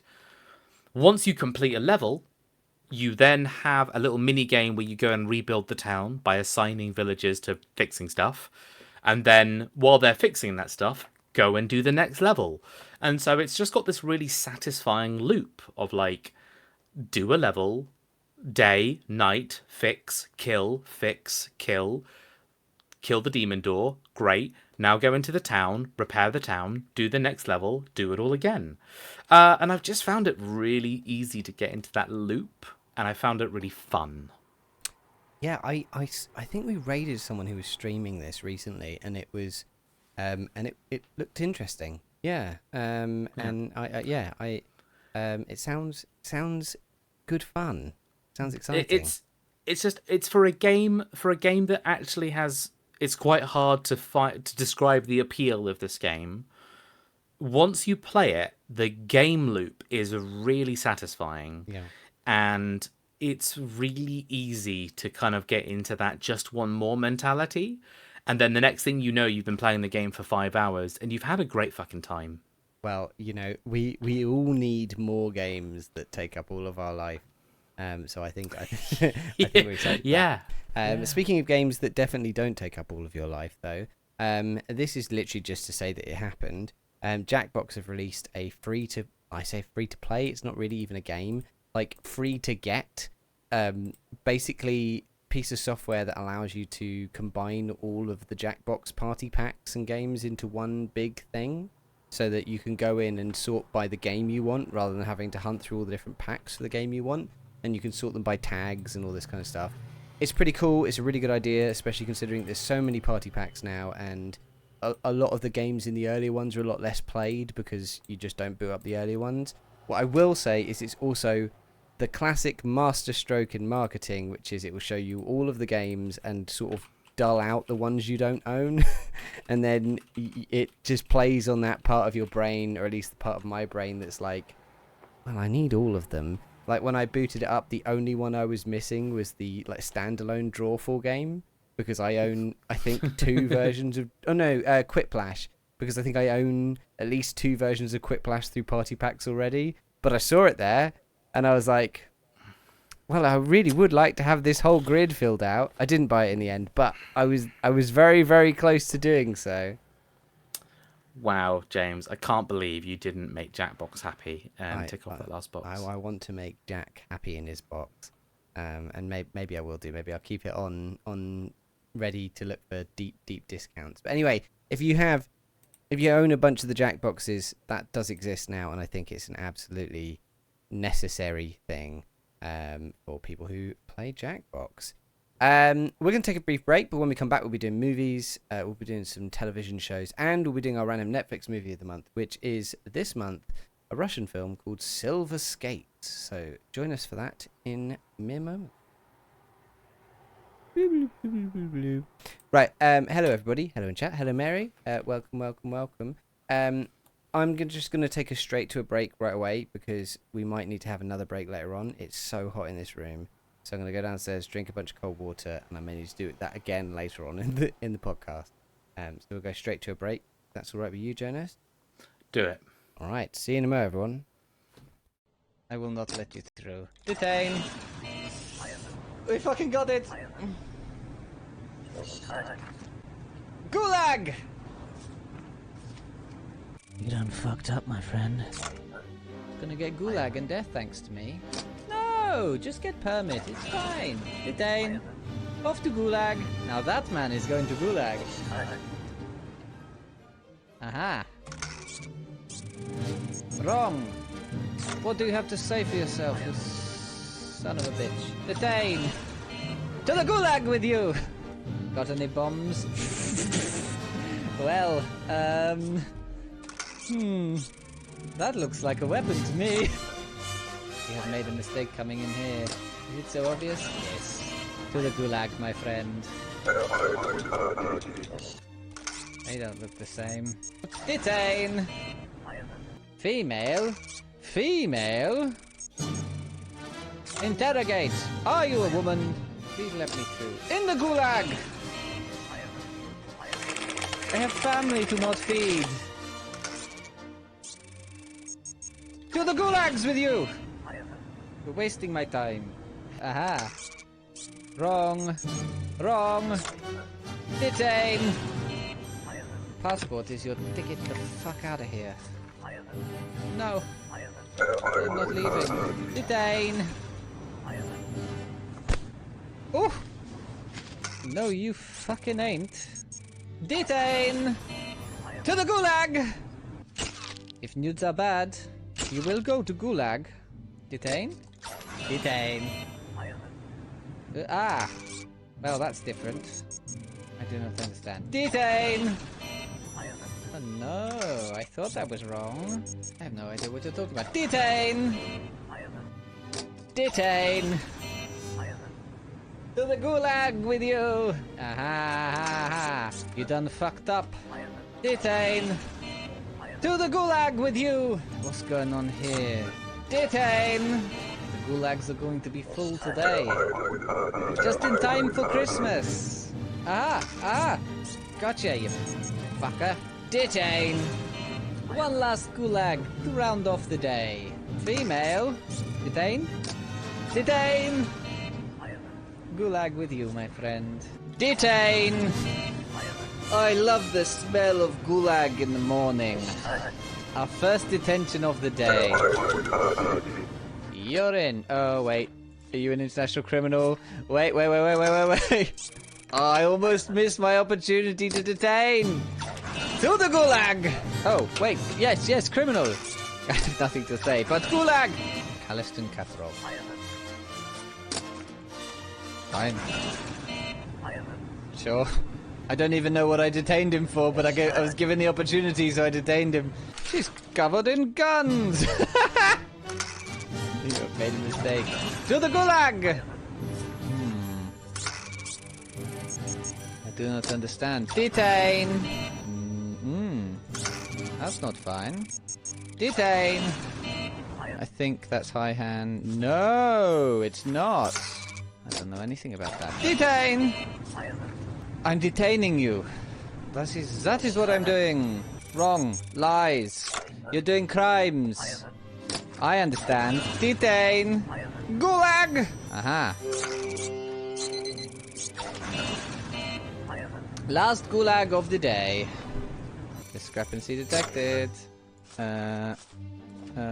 Okay. Oh, detain. Don't worry about it. Who needs reason for denial stamp when you can detain? No known alias. Detain. We're gonna get a lot of gulag bonuses today, aren't we? Oh, you got it. You got it. You don't understand. Detain. Oh, so many good gulags today. I'm sorry. Detain! I have authority. Off to gulag, my friend. Hurry up. More people to send to gulag. Yeah, that doesn't look right. Can I detain? Detain! Up you go. See you later. Thanks for the watch. Detain!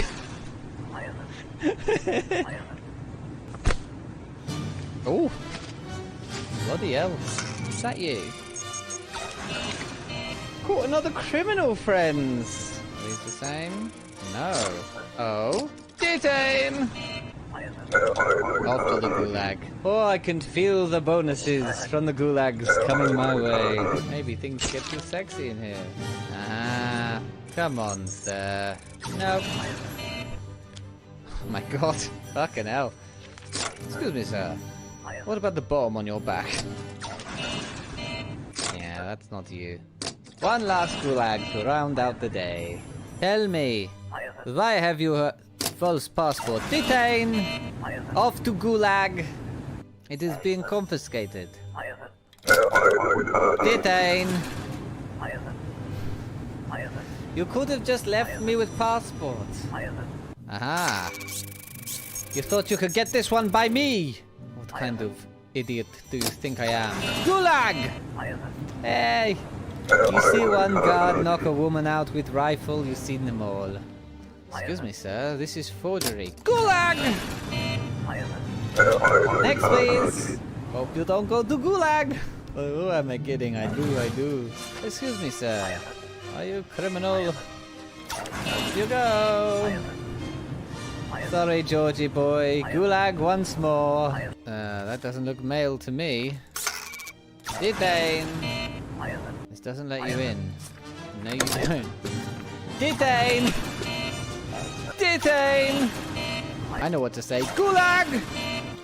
Detain! Gulag! These aren't...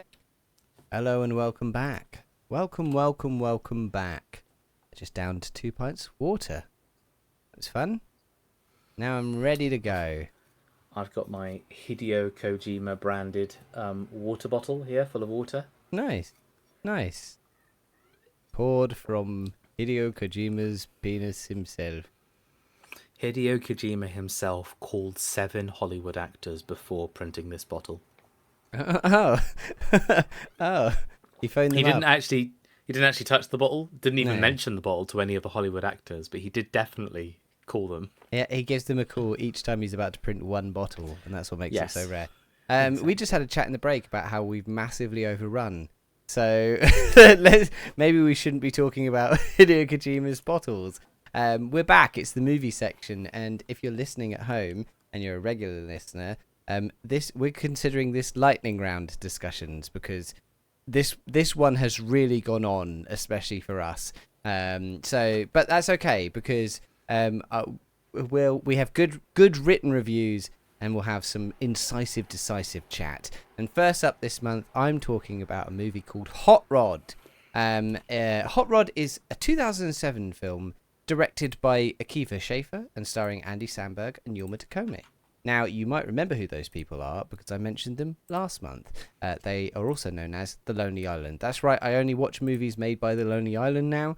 And this is another movie. In fact, it's the first movie they ever made together.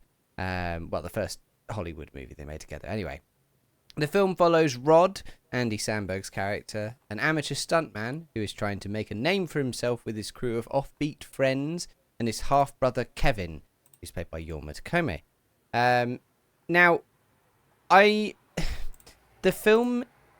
In the film, they are all clearly in their mid-20s, but they also do still live with their parents as well. So it's not clear how old they are supposed to be, but I think that's part of the joke. Anyway, so he's also trying to earn the respect of his stepfather Frank, played by Ian McShane, who will only respect Rod if he can beat him in a fist fight, and he's trying to get a date with his childhood school friend who recently moved back to town, Denise, played by Isla Fisher. When Frank, his stepfather, becomes ill from heart issues and it looks like he might die, Rod decides that the only way to save him is to jump 15 school buses on a motorbike and raise enough money to get him a heart transplant. And he does this explicitly so that Frank will live long enough so that Rod can finally beat the shit out of him in a fist fight. Hot Rod has an absolute ton of heart, and that's not just a joke about the heart problems. It has a lot of heart. It feels like it's made by a group of friends for fun. Everyone in it looks like they're having an absolute blast, from the main cast all the way down to the various cameos. And in that same vein, it keeps its scale small. The plot feels as small as these characters' lives in a charming way. As Rod's ambitions grow, so does the scope of the film, with the finale being shot in Hollywood style. But even then, this feels like a personal movie that knows where to use its resources well. It has lots of standout comedy moments, Rod's angry flash dance followed by an endless fall down a hill in the woods, or the consistent repeated joke of him messing up mediocre stunts. The film is full of witty moments and absurd set pieces. It definitely has some rough edges though. That feeling of a film made by and for friends comes with both the good and the bad. Some jokes fall flat or are less subtle than hoped. And when compared to Popstar, this definitely feels less refined. It also has very little time for its female cast, with Denise barely being a character and more of a prop in the movie. It's a sign of the times in which it was made, I guess, but it's still somewhat disappointing. But still, despite that, this movie is pretty fun. I'd give it a solid recommend to anyone looking for a light, energetic comedy that's full of heart and soul. Jonas, I don't imagine you've heard of this movie before, have you? Jamie, I've seen Hot Rod like 3 times. Have you really? Yeah. Wow. I'd not heard of it until I watched it, and it didn't earn very much money, so I assume most people didn't know about it. Weirdly, I think I'm a fan of Hot Rod. I just don't talk about it because it's kind of prepubescent and like. Okay, all right. It feels like because I Queen. No, it's like I watched it in my teens, I think, like my late teens, I think, and then I watched it again in university, and then I feel like I've watched it in like the last 6 years since. Okay. You know, and I think that the last time I watched it was like quite a long time ago. But I'm rewatching just the trailer now to kind of like re-spark my memory of what I love about this film, and the big one is the punch dance montage in the forest, where like where Rod is like just like really like montaging out his emotions. Oh, and there's the old man who he goes to the end of a lake and starts doing like feng shui, and an old man just starts like. Yeah, it just like starts moisturizing his body or something. Yeah, oiling up his body, and it has so many of these like weird, surreal moments that are meant to just like really take the piss out of like those coming of age stories, and these like, you know, the moment where the main character finds their guts or finds their hearts or reaches the apex of their skill, in just a way that feels like Andy Samberg and his Lonely Island crew kind of could only have nailed, you know, for who they are, for the time that they lived in, and for the year that they chose to make this film, 2007. Yeah, it's there's so many lovely, absurd jokes that feel really earnest. Like the idea that the final big stunt is exclusively going to be broadcast on AM radio, so no one can actually see it. They have to listen to someone describe it over the radio, or just like the really sort of earnest way all of them kind of weirdly hang out together and like just weirdly like dance outside of their van in strange ways, and like the way that it is just completely earnest about these people's lives, that none of them are kind of embarrassed about who they are. They're all. It's a world where everyone. The only person who finds any of this embarrassing is a real asshole, and everyone else is just into this. And I loved it. There's just a real nice sort of absurd heart to it. You know who's in this film? Who we've talked about earlier today without saying his name? Who? Bill Hader, a.k.a. Barry of Barry. Yeah. Which is quite funny as well. This film, The Lonely Island have been doing a podcast called The Lonely Island Seth Meyers podcast, where they talk about all of the digital shorts they made on SNL. And the reason I watched this is because they did a podcast on Hot Rod, because they made it basically when they finished their first season on SNL. Lorne Michaels was like, you got to make a movie. And so this movie is like made in that year. Just it's made as quick as possible throughout the summer, and then they just put it out.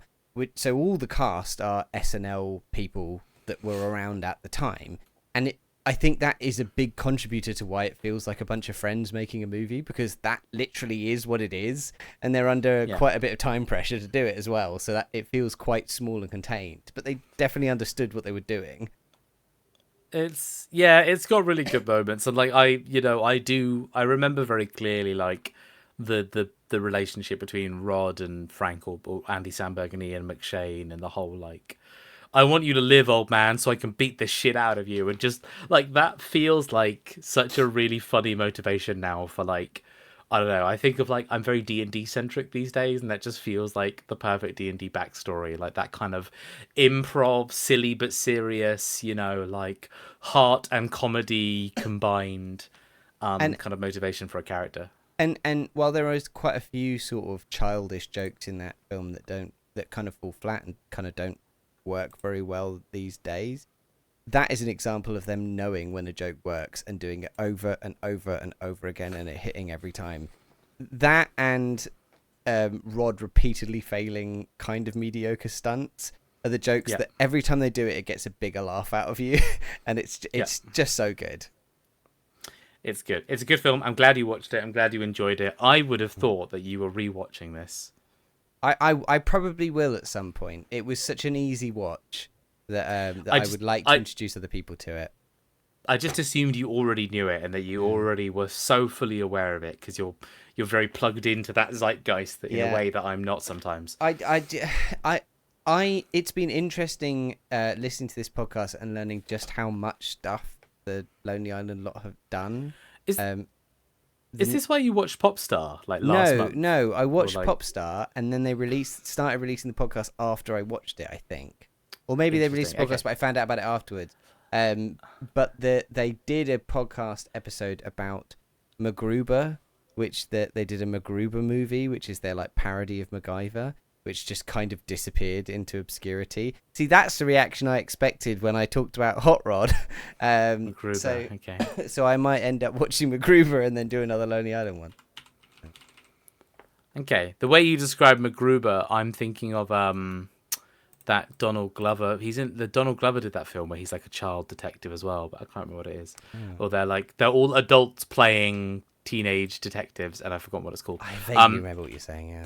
This is not a good anecdote for me to go on. So, Jamie, you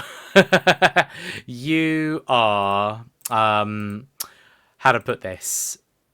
I have heart disease, Jamie, and the only way that you're going to be able to afford my surgery in this world where we have free healthcare, the doctors, they have me on a waiting list, and it's clear that I'm just not going to survive that long. But they said, I'll tell you what, I'll bump him up the waiting list if you record like the sickest podcast ever, like the sickest, and it better in the NHS. and it needs to have like, if it could have this like killer one-line review about the film Hot Rod, that would be amazing. Like if it had that would be amazing.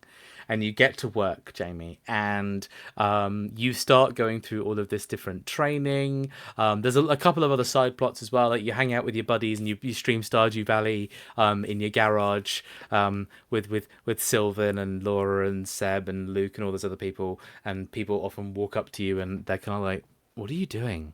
And you guys are just hanging out. You're just streaming Stardew, okay? And there's some kind of other love relation plot going on, but who cares, because Jonas is dying of heart disease, and the film, throughout the entire episode, you fail to record good podcasts. Like, it's laughable how bad you are at just recording a fucking podcast.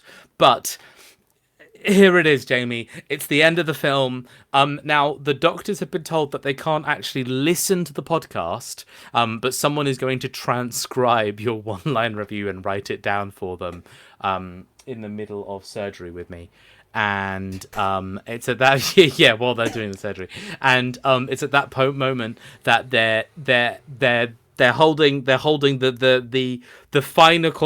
final thread, needle, the final stitch that will save my life and patch me up. They're holding it steady, waiting to find out what your one-line review of Hot Rod is, and then their transcriber starts writing it down. What does it say, Jamie?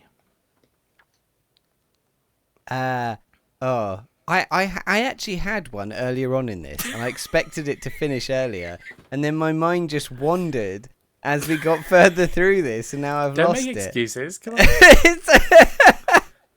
on. A wonderful little movie with a lot of heart and soul. Great.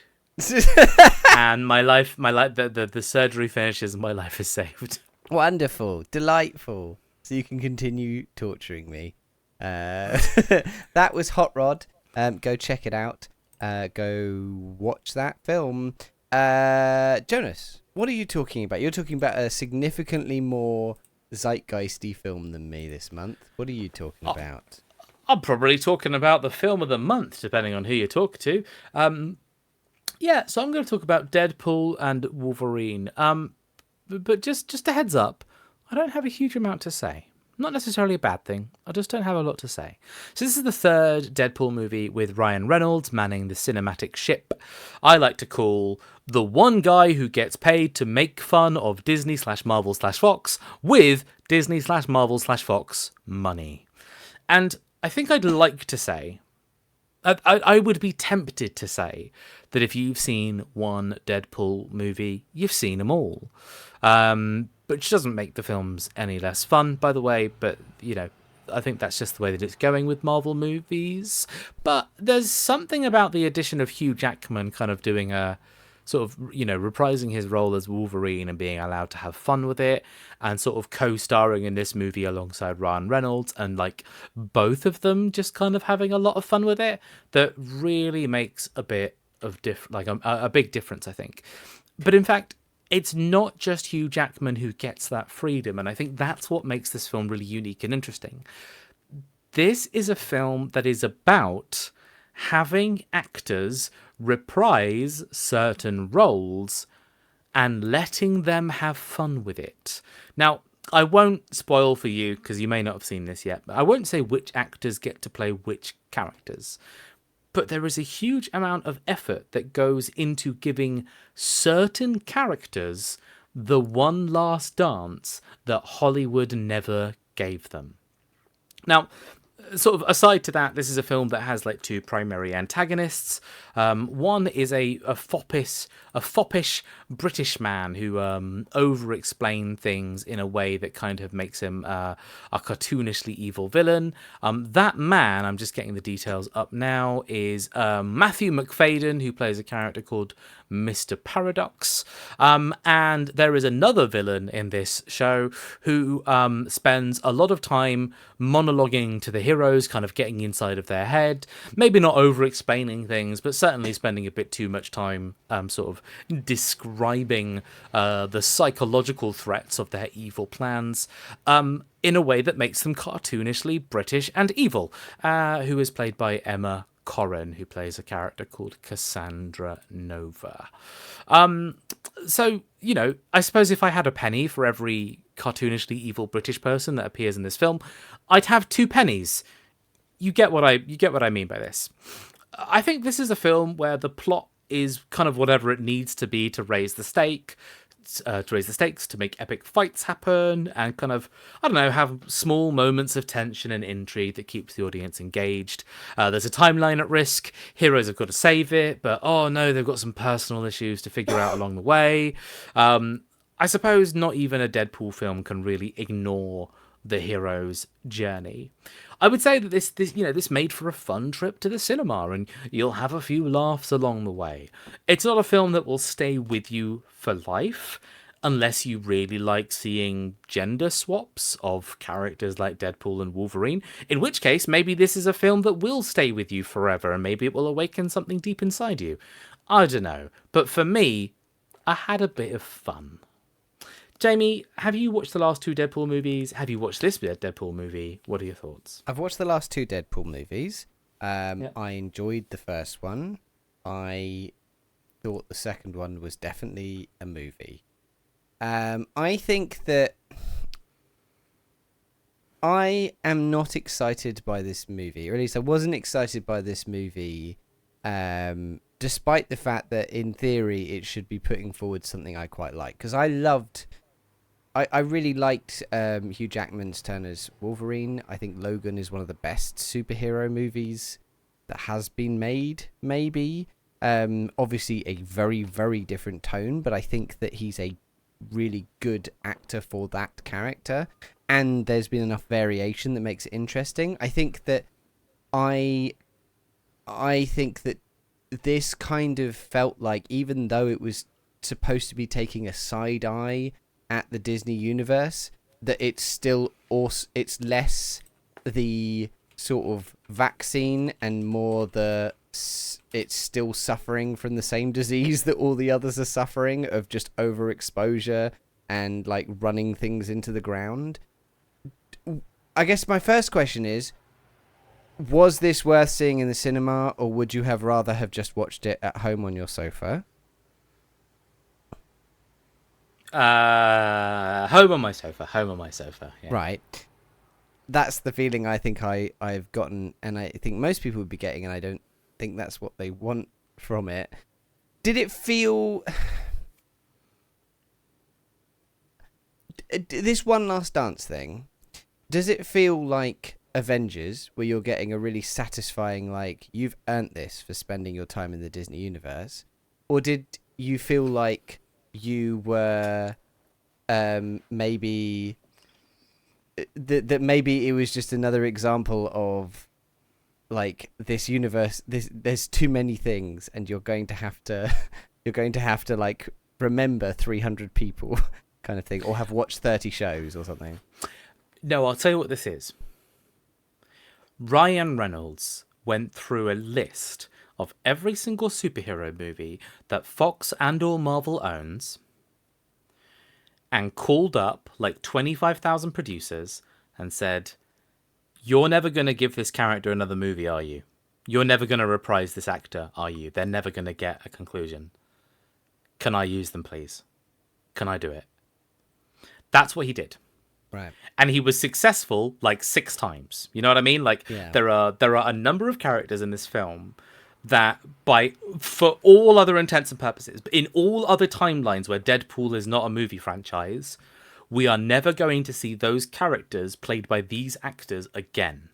And Ryan Reynolds made it his mission to solve that problem. But so, is it, as someone who, I mean, I don't know if you'd call yourself a fan of the Marvel Universe anymore, with how like they've handled it over the past however many years, but does it feel like exciting, enjoyable fan service, or does it feel like that was worth building a movie around?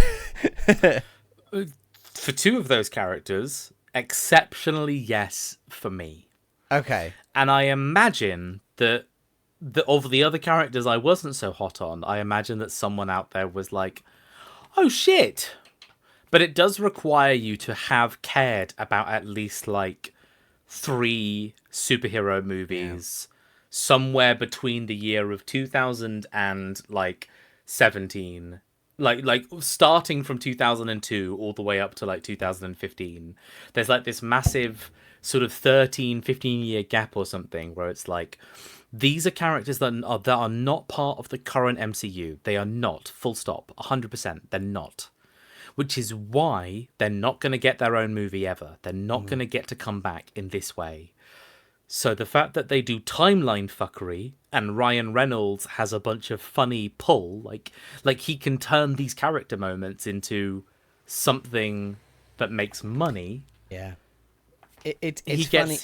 It's funny though. It. Like it's I don't know, in my head this is the last Doctor Strange movie, right? Which is barely a movie, and riding on the fact that it has, you know, Scarlet Witch in it and various cameos from famous people who have played superheroes in the past in a midpoint of the movie. And that wasn't really enough of a movie around that idea to be something. And I wonder if Deadpool is just a really, really expensive way of making Simpsons gags.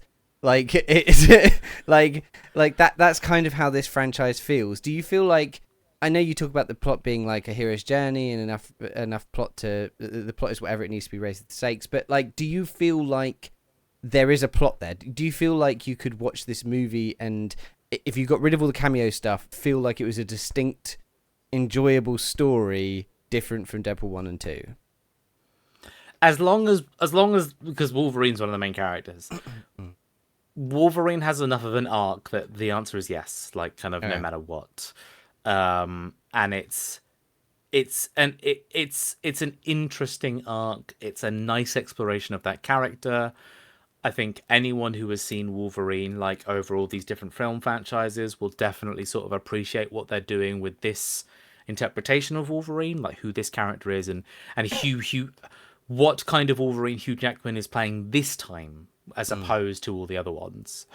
There's a lot to love there, but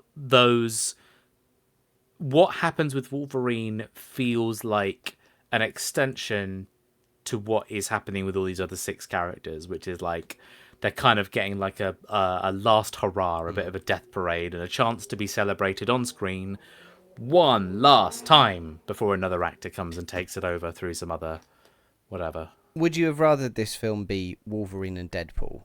That it's a film about Wolverine and that Deadpool and that sort of cameo stuff was secondary? I mean, it would be totally, I don't know. The Deadpool franchise means that they have a lot more freedom. Like, Deadpool being the main character means that they can get away with more in terms of violence and crassness and, like, you know, basically flipping the bird at the camera and saying, fuck you guys, we do what we want. And that gives more freedom for them to just do ideas, to just execute ideas. They don't have to build up. They don't have to make a bunch of narrative bullshit to kind of, like, make it make sense in the seriousness of the show.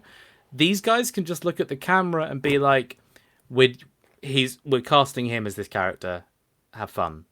And they don't, you know, that's the conversation. And that's kind of, there's something exciting about a film franchise that kind of gets to look its audience in the eye and say, we're making these decisions and you're going to watch the results now. Goodbye. Yeah. Without really having to, like, get a writer to make it make sense. Fair enough. And I guess it's good that there is a sort of pressure valve in the Disney Marvel universe for that, rather than being like really earnest all of the time. Alrighty, you are a superhero and your power is writing reviews. And Thanks. You're in the multiverse. And so various reviewers from times gone by who are no longer reviewers, you know the ones, I don't need to tell you, you're so plugged into the scene. They come to do their one last hurrah and help you out on your reviewing journey, and they're helping you. I don't really know anything about what the actual plot of this movie is, so I'm just going to say you're trying to build your magnum opus, the final one sentence review of Deadpool and Wolverine. You're going to do this one sentence review now.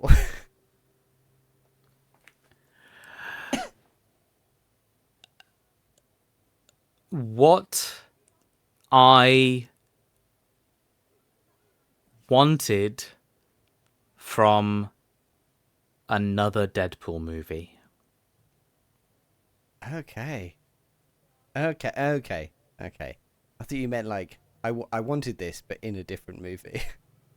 No, just this is if you're gonna do a third Deadpool movie, yeah, okay, Fair enough. yeah, that's what I want. It's a third Deadpool movie actually, yeah.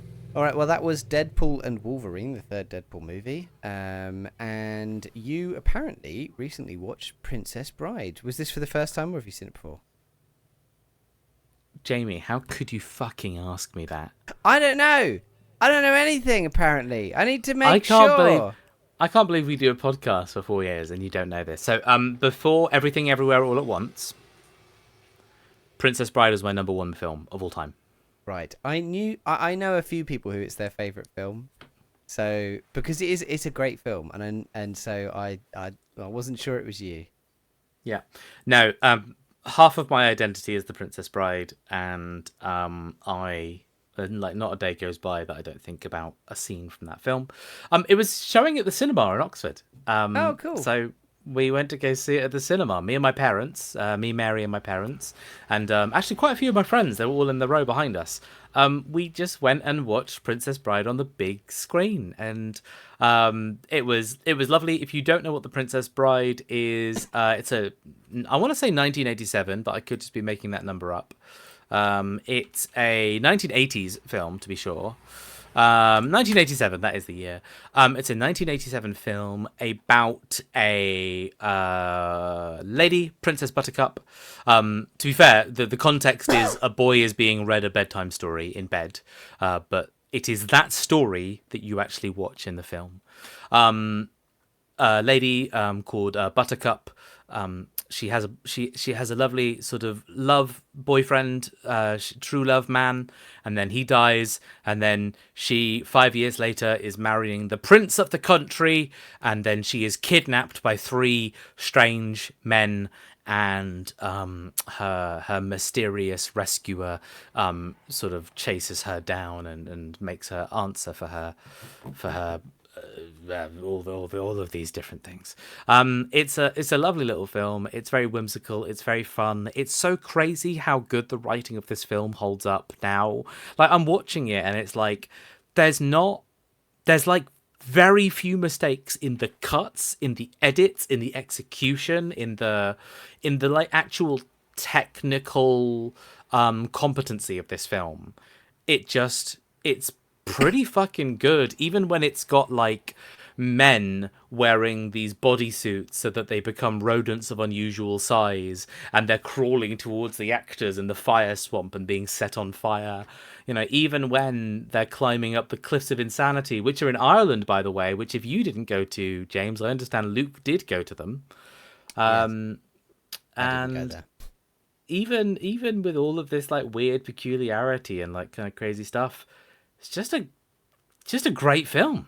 It also has one of the best sword fights in film history. The fight between Wesley and Inigo, where they keep swapping hands. And when I used to do theatre stuff, we did a show that required us to learn sword fighting, and we watched that scene from The Princess Bride, and that then made me go on and watch the film afterwards. And then I got to fight on stage with swords in each hand, and it's such a good scene, and it's so exciting, and it's such a good movie, a very good movie. It's a good movie. It's very quotable as well. Yeah. You know, like, my name is Inigo Montoya, could my father prepare to die, and just as you wish, and I don't know, all of these silly things, you know. Like, what's the name of that actor? The one that plays Vicini, who is the very smart one. Wallace Shawn, as he sits there and he goes like, "Never start a land war in Asia," and just like all these really ridiculous lines that make it really stay with you forever. Well, I would recommend, and I'm sure Jonas would recommend, people go and watch The Princess Bride if they haven't seen it. For now, we're going to talk about some contemporary television. Moving on to the TV section. And this month, I am talking about a TV show called Gamechanger. This is a comedy game show on Dropout, which is the ex-College Humor Guys internet streaming service that they set up. And basically, the concept of Gamechanger is it's a game show, a comedy game show, where the game they're playing changes each episode. So the contestants don't know any of the rules or what they're supposed to be doing when they arrive, and they have to figure it out as they go. And as such, it makes it slightly hard to explain what this show is, because it's always something new. This show is incredibly charming. Whatever they end up doing, everyone seems to be having a great time. And while sometimes the games are designed to annoy specific people, there's a real sense of friendliness to it, which is really endearing. Especially when they go outright cheesy and just have a love-in for a specific cast member, which happens more often than you would expect. The ideas are very creative. The show lulls you into a sense of security by having a default set that looks like any generic game show, with podiums for players and the host and a set of scoreboards. But very quickly, they break the boundaries in ways that feel exciting and transgressive. From something as small as a game that doesn't use the score counters at all, or uses them in some kind of strange way, all the way up to having players destroy the set to a sitcom laugh track, or leave the building to say spy code words to potential random strangers on the street. My personal favourite episode is an episode where the podiums are replaced by a big conveyor belt, and when the game begins, various random objects like rubber duck heads or slices of ham start coming down the belt. And Sam Reich, the host, shouts something like 10 ham sandwiches, and a timer starts counting down without any kind of lead-in, and then they just have to start frantically trying to make the thing that has been shouted out. And they have no idea that's what they're supposed to be doing when they come in. They just get shouted at 10 ham sandwiches, and then a conveyor belt starts throwing ham and bread down. It's just chaos. It's great. It's such a great deconstruction of the idea of what a game show is, wearing all of the same clothes with points and prizes and contestants, and yet making something energetic and excitingly new. It's a brilliant example of how modern premium internet content can allow for really inventive ideas. It feels like TV, but with the safety off, gently mocking what came before it in a way that feels subversive and yet still wholesome. If I had a criticism, it's that every idea isn't always a banger. Maybe this is a consequence of being an internet company, being efficient with budgets, and sometimes being unable to drop a weaker episode to meet a series target. But sometimes episodes don't have that spark that the better ones do. And when that happens, you can realise fairly quick, and that episode can feel quite long. But this is a show designed to be jumped around in, and if you're not gelling with an idea, you can just hop on to the next one. This show is light and easy, inventive, fun. And I'd recommend it to anyone who needs more of that in their life. Jonas, have you seen Gamechanger? I know nothing about this show until you mentioned it. I see that it's got very famous D&D comedy man Brennan Lee Mulligan in it at some point. As a contestant, I assume? Yes, so it does that thing that internet shows do, which is that they tend to be smaller groups of people, and they expect you to get to know those personalities and who they're like. So Brennan does Dimension 20 for Dropout, which is the big D&D or tabletop role-playing stuff that they do. And so him and a lot of the other people on Dimension 20 also end up on Game Changers, and you know their personalities, so you kind of know what to expect from episodes with them in. But what Game Changer does really nicely, and what it can only really do being an internet show, is that it plays on that. So it knows that Brennan is a very, very competitive person, and it makes games that punish him for that, which is both really fun to see if you know who he is, but also explains his character really well to people who don't know who he is throughout the language of the show. It's cleverly written to work with those kind of personalities. Nice. I don't really understand what this Dropout is. Is this like another?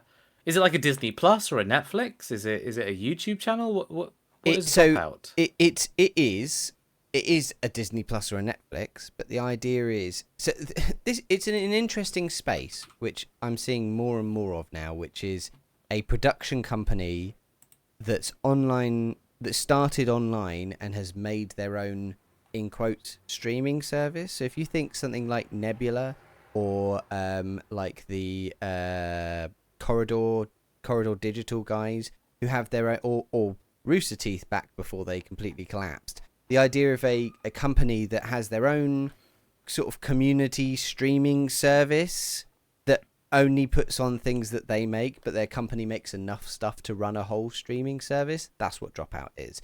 And it's a really interesting space in television because their reliable subscriptions mean that they can put budgets into things like TV does, but they're also entirely in control of their own output, like people who put stuff up on YouTube. So they can do weirder, interesting stuff like long Dimension 20 role-playing games or absurd like TV game shows. Okay, yeah, no, I wasn't aware of any of this stuff. Like, I hear about Dimension 20 a lot, but I don't really have the patience to sit and listen to a lot of D&D content, like produced D&D content. I see Brandon Lee Mulligan coming up everywhere now that I'm more kind of clued into, like, Dungeon Master content and D&D content. But I have never once sat down and watched something where he is a main character of this thing. You know, I've never sat and watched actual content from that. And I think that's just kind of the truth. The same could be said for College Humor, where maybe I'd caught like big recommended highlights from them, but I was rarely aware of what they were doing on like a weekly or monthly release cycle. And maybe that's why I'm just so unaware of what this platform is.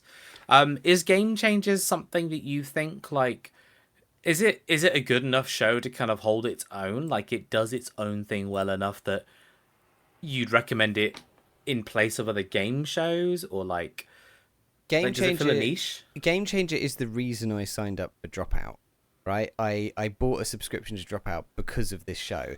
I think that what it does is it's sort of textually is a really interesting take on the game show idea, which I quite like game shows. I quite like shows about puzzles and those kind of things, and it's a really fun, interesting look at that. It also is really chaotic, which is a kind of humor that really appeals to me. I like the idea of people being like blindsided in a fun way, like not like prank content, but like people going into something knowing that that's the point of it, that they're going to be baffled. But also it's got a real heart to it. It really feels like everyone's enjoying themselves, and it's just really nice to see shows that, you know, in a similar way to talking about Hot Rod, it's really nice to see stuff that's made by people who want to make it and who clearly are having a really, really fun time making it. And I think in that sense, it's its own distinct thing that I think is worth signing up for the thing for. But my impression of that streaming service is that everything is made with that vibe in mind, right? Like people talk about Dimension 20 a lot because they seem to really enjoy playing it, right? They have a bunch of other shows on that service which are just people seemingly coming up with ideas for fun things they wanted to do, and they're all really funny comedians, so they work out, I think. Nice. Okay, cool. No, I had no knowledge of this corner of the internet, so this has opened a big potential door in my internet brain. I will say, when I wrote this review, I wrote the conveyor belt episode being my favourite episode. Since then, I have watched an episode which might be better, purely because of one thing that happens in it. There's a episode called Sam Says 2, which is Simon Says, basically, but the host is called Sam. And the final prompt is so good. The way that the people react to that prompt is incredible, and I will not spoil it, but I will say that's an episode to watch if you want to watch this show. I'm guessing if I wanted to, I could just watch a good episode and I wouldn't have to worry about the continuity. Like, obviously, Sam Says 2 sounds like a sequel.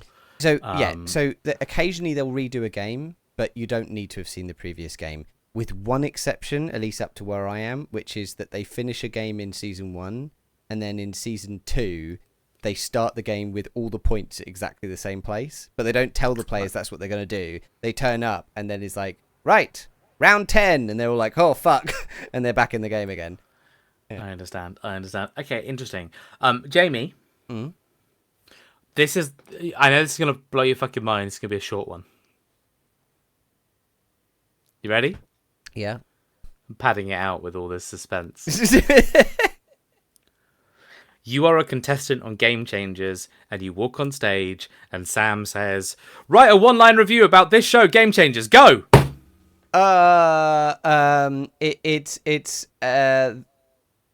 It's what game shows should be and can never be again. And the point count, the score counter, changes from the number 0 to a waving emoji. Good. Sounds like something that might happen. Yeah, right. definitely would. Also, if you're going to check it out, check out the Survivor two-parter. We watch a lot of Nathan, what's his name? Nathan Fielder Phil- stuff, deconstructing the idea of reality TV, condensing a reality TV series into 2 half-an-hour episodes with a bunch of absurd comedians is one of the best things. It's so good. Okay. That was Gamechanger on Dropout. Jonas, what's your review for this month? I'm going to talk about Mr. and Mrs. Smith. Now, I can understand if this is confusing everyone, because if you search Mr. and Mrs. Smith, there are 5 entries for different films and TV shows called Mr. and Mrs. Smith, and 4 of them have the exact same premise. 2 individuals working as professional spies or assassins, being married to each other, and having their fake identities be John Smith and Jane Smith, respectively. So I can understand if you're confused, but don't worry. This review is about the 2024 television show, which is why it's in the TV section, that recently released on Amazon Prime, featuring Maya Erskine, who, by the way, is the voice of the main character in Blue Eyed Samurai, and also is in the Obi-Wan Kenobi show, not that I've seen it, and Donald Glover, who is obviously famously the musical performer Childish Gambino, and played Lando Calrissian in Solo: A Star Wars Story, and voiced Simba in the recent Lion King remake, and Donald Glover is just all over the place. I previously reviewed the TV show Atlanta, which is created by and features Donald Glover.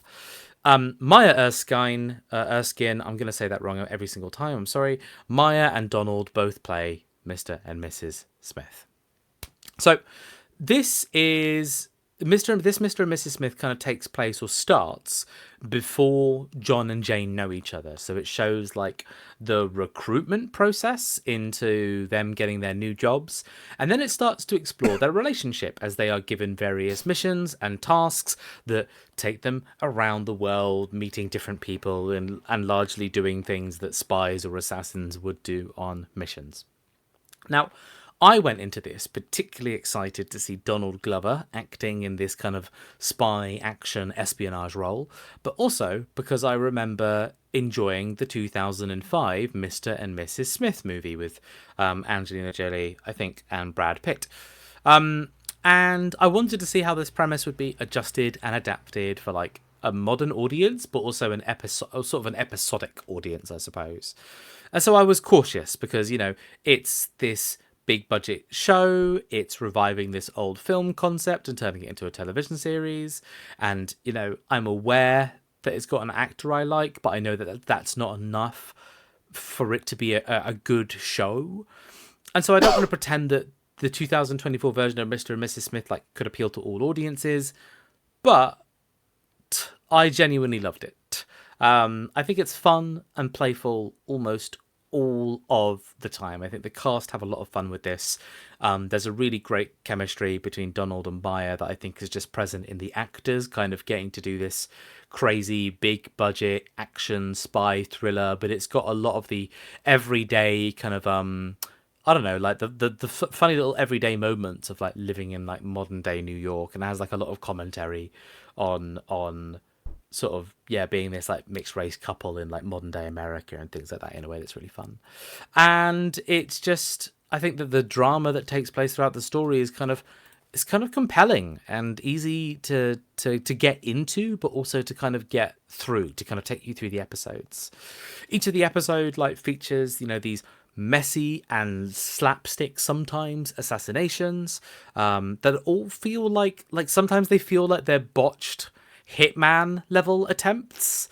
You know, just watching the wrong person get shot, or watching someone like spot one of the main characters do something that they shouldn't do, and just, you know, it really feels like it's something that you could actually see playing out in like one of these assassination simulations. And there are these episodes that sort of step back from the assassinations and kind of focus more on the relationship of John and Jane, who are they're both incredibly charismatic, and it's quite easy to fall into the drama of their relationship, especially how their ideals and their personalities affect their ability to not just live together, but also work together and kill together. I suppose survive together, really.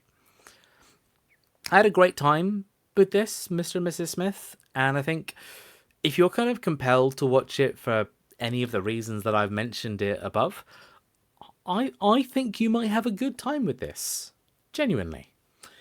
Jamie, Mr. and Mrs. Smith, like the remake, have you kind of had your eye on this at all? Are you aware of it? Yeah. I think I saw a trailer for it, but it's following my long lineage of seeing trailers for Mr. and Mrs. Smith's Mr. and Mrs. Smith adaptations and not actually watching them. Like I was just looked it up. It was 2005 the original one came out, so I would have been 13. I remember seeing the trailer and being like, I would if I guess if I was able. Maybe I saw it when I was a bit older afterwards, but I didn't watch it, and I have not watched any of them since. Have you seen any of the others? Any of the? So I've seen. So I have seen the 2005 movie. Brad Pitt and their lead. And I enjoyed that quite a lot. Like it's not one of my all-time favorite films, but it is like a film that has stayed with me and remained relatively high in terms of like how I think I feel about it. Right. I don't think I've really watched it since I was a teenager, but I remember enjoying it quite a lot as a teenager. How does this feel in comparison to that then? So that film is a lot more like you start the film and they're both already assassins.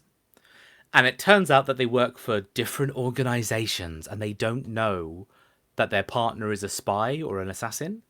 So that film kind of goes through the journey of, look at these normal people. Oh, wait, they're not normal. Here's a bunch of comedy moments of them hiding their job from the other one.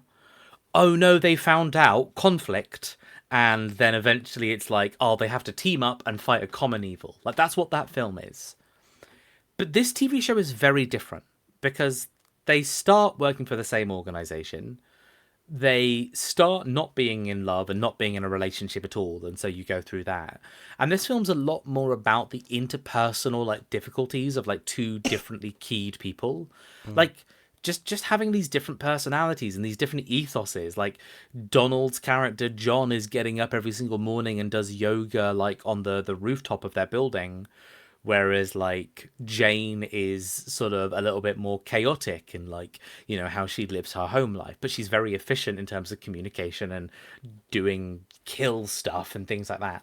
And it's just, it's a lot more about the nuances of, like, a loving relationship and we are assassins. Yeah. It sounds, like, better suited for a TV show as well.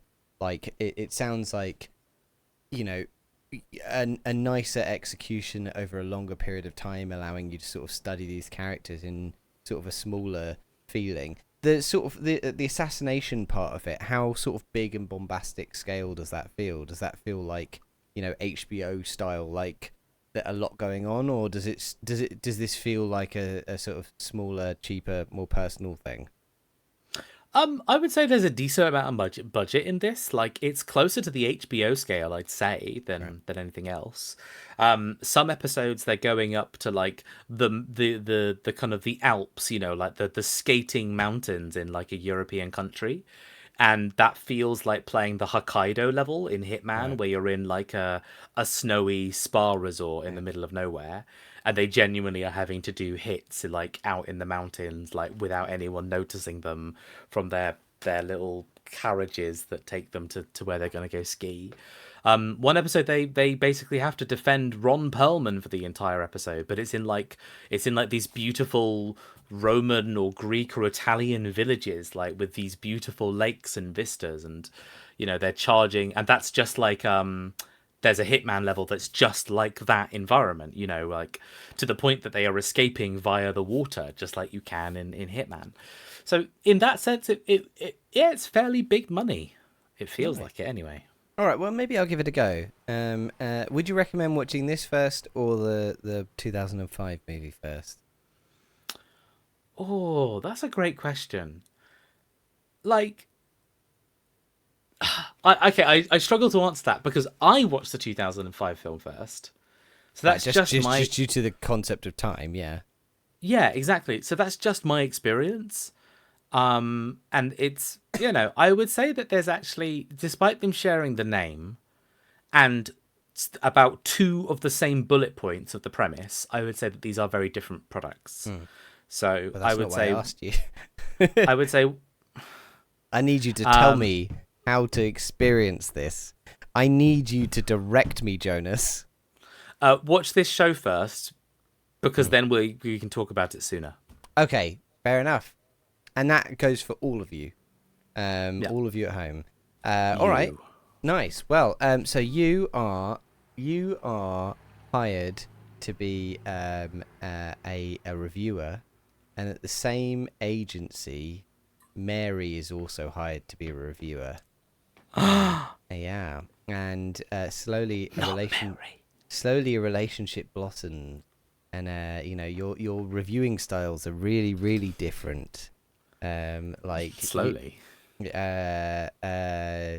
Really, really quickly, a relationship blossoms. You say hello, and then you're already banging, and your review styles are really different. Yours are like focused and incisive, and Mary's are like chaotic and rambling, and and then you're given a job where you have to team up and review the film Mr. and Mrs. Smith together. And through various mishaps and chaotic moments, you finally eventually get your moment, and you together slide in the perfect one sentence review in between their ribs. and it is Are we killing people with these reviews? It's really hot in this room. All right. Okay. Mr. and Mrs. Smith, the 2024 TV show on Amazon Prime, and not the 2005 film or any of the other incarnations, is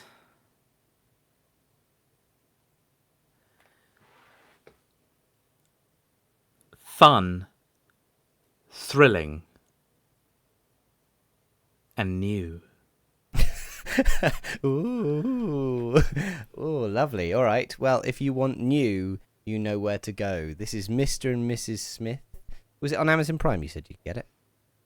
Yes. Yes, I'm sure you can. Just Google it. But we don't have to hold your hand the whole way.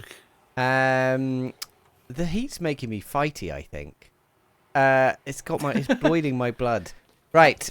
You've also watched a show called Presumed Innocent.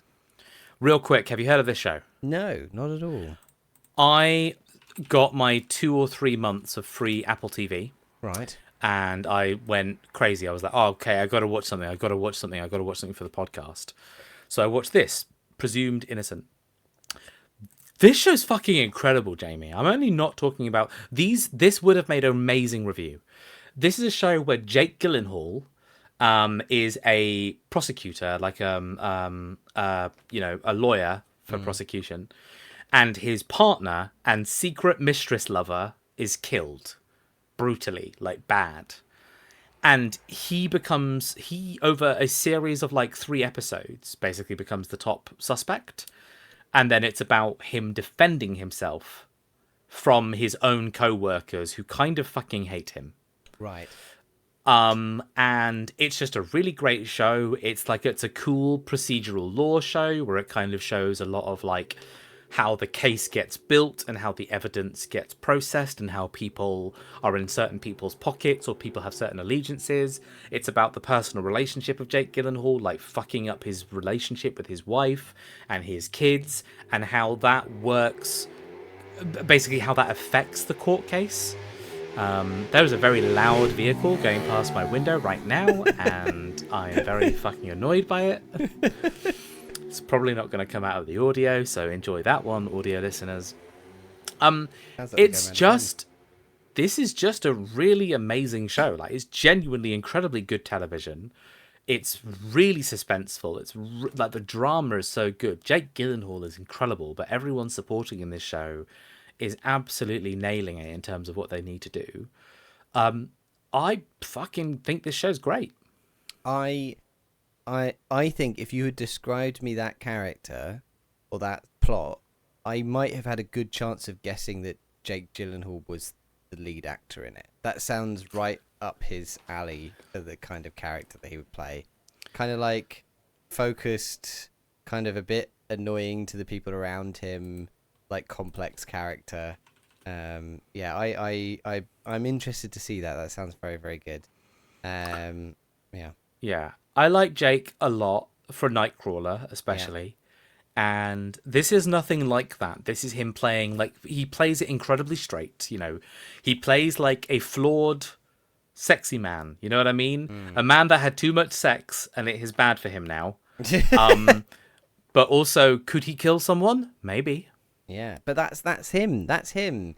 He does like there's something off about this guy, really well. Yeah. Yeah, he's looking deep. He looks deep into the camera, and he's really good at saying, "I would never do that to you," and you can never feel 100% content with that answer, even though he rolled like nat 20s on his like persuasion checks. That's how I want to feel around Jake Gyllenhaal. If he's not making me feel that way, I don't think he's doing his job. It's good. Go watch it. I will. I watched a little bit of Cheers. For those of you most people know what Cheers is, but for those who don't, it is a very old sitcom set in a bar in Boston. And we're watching it because we've been watching The Good Place, and I was like to Laura, "Have you seen Cheers? It's got Ted Danson in it when he was much younger, and it's good fun." So we started watching it, and it's just a really good background show. There's so many episodes, and each episode has like quite a high joke ratio that it's just a good, enjoyable, just fun, chill experience. There are definitely some things that have not aged spectacularly well, like the general attitude towards sexual assault or homophobia. But I would say that there is enough heart and soul in it that generally they get away with it if you remember that this is quite an old show. Outside of that, it's good fun. I don't know if you've ever watched Cheers. It's one of those titles that I keep hearing it referenced, but I have no idea what it is. Well, it is a show. It's a sitcom set in a bar in Boston. That's cool. It's about Ted Danson plays. Well, he's much younger in the show than he is now, but he plays sort of like a sexy bartender who used to be a baseball player and then had to quit because he drank too much, and so now he's sober and he runs this bar, and then a woman called Diane, who's like quite full of herself and smart, but ends up down on her luck, ends up working in the bar and keeps feeling she's better than everyone else, and keeps getting proven wrong. Anyway, it's good. It's good fun. Well worth watching. It's where Frasier came from. You know, yes, old buddy Frasier. It feels like it's in that cohort of old TV that everyone talks about a lot, and I've never taken the time. Well, I would say put it on in the background at some point, and you'll have a bang-up time. Right, we're going to move on to our Netflix randomizer movie of the month, and this month we are watching what has been described to us, and I will not check if it's true, as the first Russian language or like Russian original Netflix original movie, Silver Skates, a romance movie set in the year 1900 in Russia, about a princess. I'm not really sure what her actual title is, falling in love with a vagabond. Jonas, shall we do a plot summary of this, or do you just want to go into talking about it? It's got just enough of a plot that I'd like to summarize it, definitely. Go for it. Hit it. Okay, yeah. So, where to begin? I think we're sort of set up with like three moving parts to this film. One is a rich man's daughter, like I guess he's just a rich man. This daughter is a free thinker. She wants to be educated. She has a good grasp of scientific concepts like chemistry and biology, but that's just not okay with the way that Russia works at the moment. Women should know their place, and they should all get married, and they shouldn't have education and jobs, and that irks her up right wrong. The second sort of moving part to this entire thing is the police force and its like main character, who is a pretty boy who loves this woman. He wants to marry this woman, and he will stop at nothing to A, marry this woman, and B, bring a stop to the pickpocketing criminals that are operating around the frozen lake and skating all cool like. Speaking of, the third moving part is kind of the main character and his cast, who this main character is like a down on his luck sort of, happy-go-lucky, and that he's pretty like takes up opportunities. He wants to get rich and he wants to do well and he wants to impress people, and his dad has sort of taught him to sort of make the most of a good situation, but they're down on their luck and they're poor, and he sees an opportunity when he gets to join a gang of professional skate pickpocketers who also happen to turn out to be aggressive communists and radicalists and anarchists against the system, and yes, they've all got certain ideas of how the bourgeoisie and the aristocracy should be dealt with. And I guess the moving parts of these films interact in the form of a love triangle where main character pickpocket boy and lady whose name is Alyssa. I remember her name, Alyssa. I don't remember the main character's name. Alyssa and pickpocket boy fall in love with each other, and the policeman is a jilted cuck boy. He's just a jilted cuck throughout the whole thing. Yeah. Am I wrong? And obviously there is a discrepancy between this woman who is rather highborn and comes from a wealthy status versus this lowborn boy who picks pockets to make a kind of ends meet. Oh, I've forgotten the phrase. His name is Matvey. That's it. Matvey. Make his meat ends. But they form a romance nonetheless. Like, he shows her the city, and she uses him to try and get a chance at the education that her father won't let her have. And through a lengthy being the key word here, through a lengthy exchange of fancy parties, police attempts to crack down on crime, and the criminals doing crime. One of these three scenes happens pretty much every 10 minutes throughout the movie, and eventually the boy and the girl fall in love, and then both of their lives are threatened by the policeman. And then there's a little bit of time where you think the lady and the policeman are going to end up together and no one's going to get a happy ending. But then don't worry, Matvey, the pickpocket boy, manages to pull it out the bag, rally himself together, find his true love, and whisk her away to Paris, where they let women study at university, and they live happily ever after the end. I think the interesting thing about this movie is in the details. Like, the plot to it is very much like a kind of what you expect from a Hollywood Christmassy historical love drama, right? But the details in it are what makes it clearly visibly Russian in a really interesting way. And this to me feels like those American Hollywood movies that portray a version of the world which brings people round to an American view of the things. The Russians doing that, understanding the language of Hollywood. You could name this film A Fairy Tale in St. Petersburg, and it might make a lot more sense. Yeah. You know what I mean? But there's so many interesting details to the way that they frame characters, which I think shows a really deep understanding of how American sort of the Hollywood propaganda machine works and reworking it for Russia. The idea that, like, you take the core players of this story, right? You have a completely out of touch aristocracy, and then you have a bunch of thieves who spend all of their time talking about reappropriating wealth and literally hand someone a copy of Das Kapital partway through the movie. And distinctly communist thieves, and this ending point in the movie where they move towards a progressive future through the medium of blocking out the aristocracy and these sort of pragmatic but maybe rough around the edges heroes, the communists, sort of allowing this to happen, I think is such an interesting way to frame this story that makes it distinctly Russian while still feeling like a Hollywood movie. And I think that's really clever.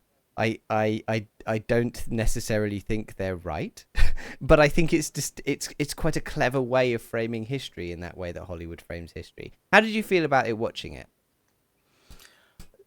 I think I feel weird saying this.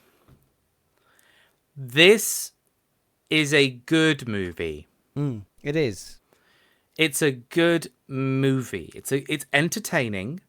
It's a fun experience. It's a bit thought-provoking. I sat there shouting at characters saying, "Why'd you do that, you bloody idiot?" Because I was getting engaged with the scenes, with the plots, with what was going on in a way that Netflix random films rarely get me to do, to get me sort of invested in their narrative. Don't get me wrong, I thought characters were making silly fucking decisions and left, right and center. And I thought, bloody hell, this is all just happening to bloody drive content. But if I'm feeling that emotion loudly when I'm watching a movie, that says something so much more than, please turn this off. I hate this. There is nothing good here. Yeah, I think it's a very well made movie. I think it's very well made. It feels like a Hollywood movie. I think everyone in it's really charming. They do a good job. I think that this is a movie that you could easily put on in place of another sort of, Hollywood period drama, period love drama at Christmas, and people would love it just the same. And I think that in itself is, I think that is a central part of what it is and what it's doing.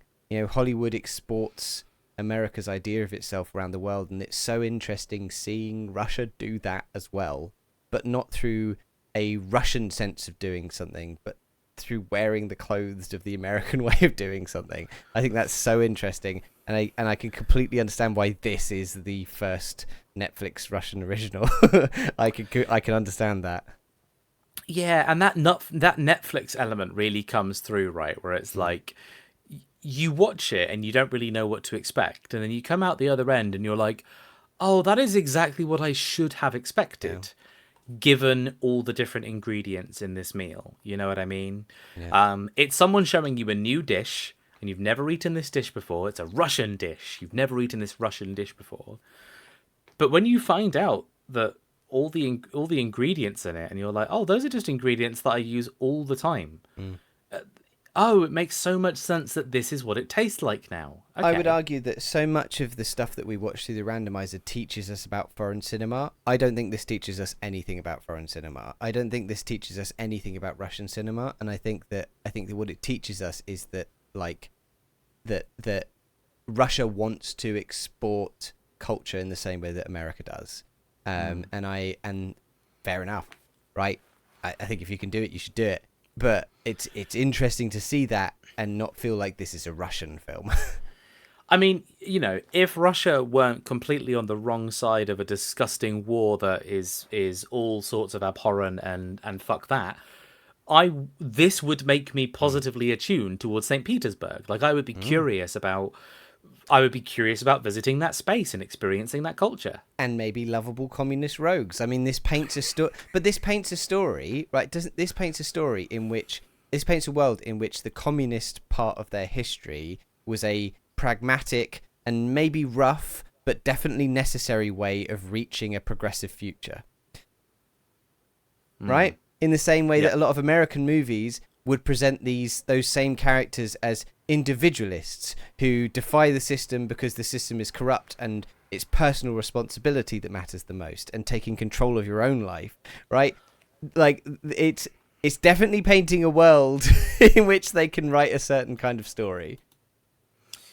I'd also just like to point out to our audiences that if you are going to go look up this movie, Silver Skates, please flick through a bit of the trailer and tell me they didn't clone Tom Holland. Oh yeah, it's Russian Tom Holland. He looks exactly the same. Tell me they didn't specifically find a man that looks like Tom Holland and then told him to be the actor of this movie. I think they're generating, it's all part of the whole thing. They're making they're cloning the style of Hollywood, and they're also literally cloning the actors. Yeah. But honestly, in its favor, because I was like, I like this young guy. Oh, reminds me of Tom Holland. Yeah. Oh, isn't that nice? Yeah. Everyone in it's really charming. Everyone in it's beautiful. It's a good movie. It was a good fun time. It's a little long, but I did genuinely enjoy myself. Yeah. Do you think we'll be able to say that about next month's movie?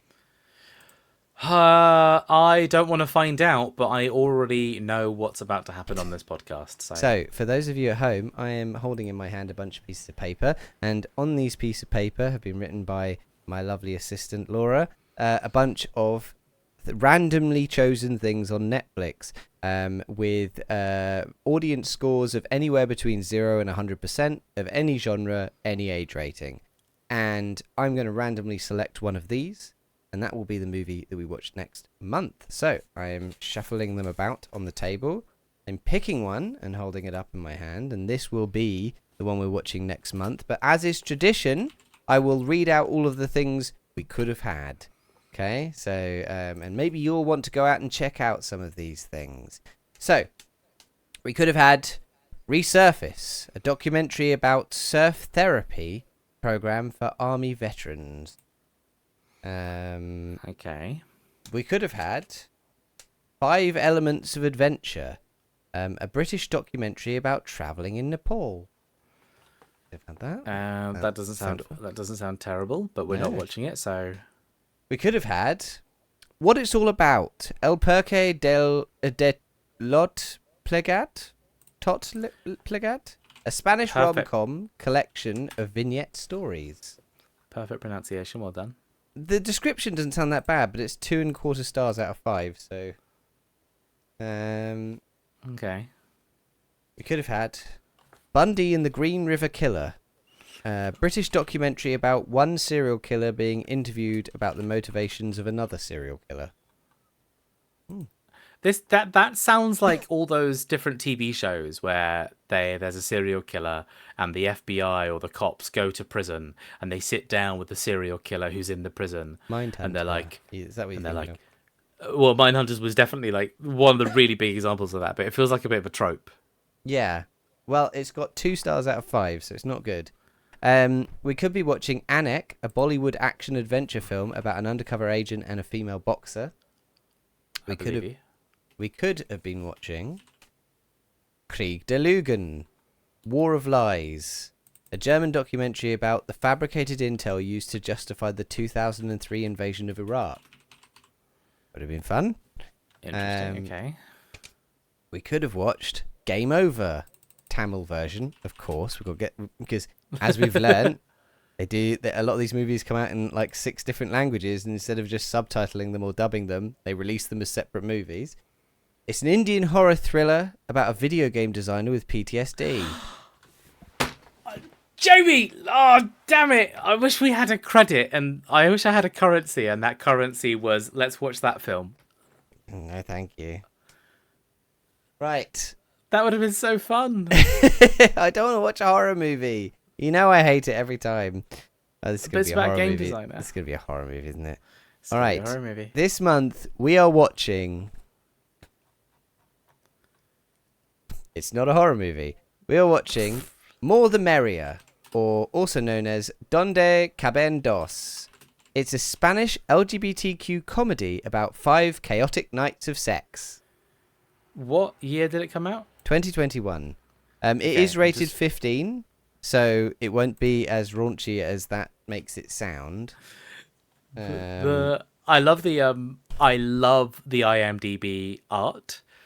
It is 4x4. It is 16 characters from the shoulder profile view All of them are sort of topless, but only from shoulders up, and all of their faces are very like comedy erotic. Yeah. You know what I mean? One of them looks a bit like Maddie. um, Are any of our other friends clearly visible in this view? Not that much. no, not really. Well, there we go. So that we'll be watching that next time. I'm sure that'll be good fun. How's it rated? It's 5.5 out of 10. So not great. But well, we've survived worse. We've had worse.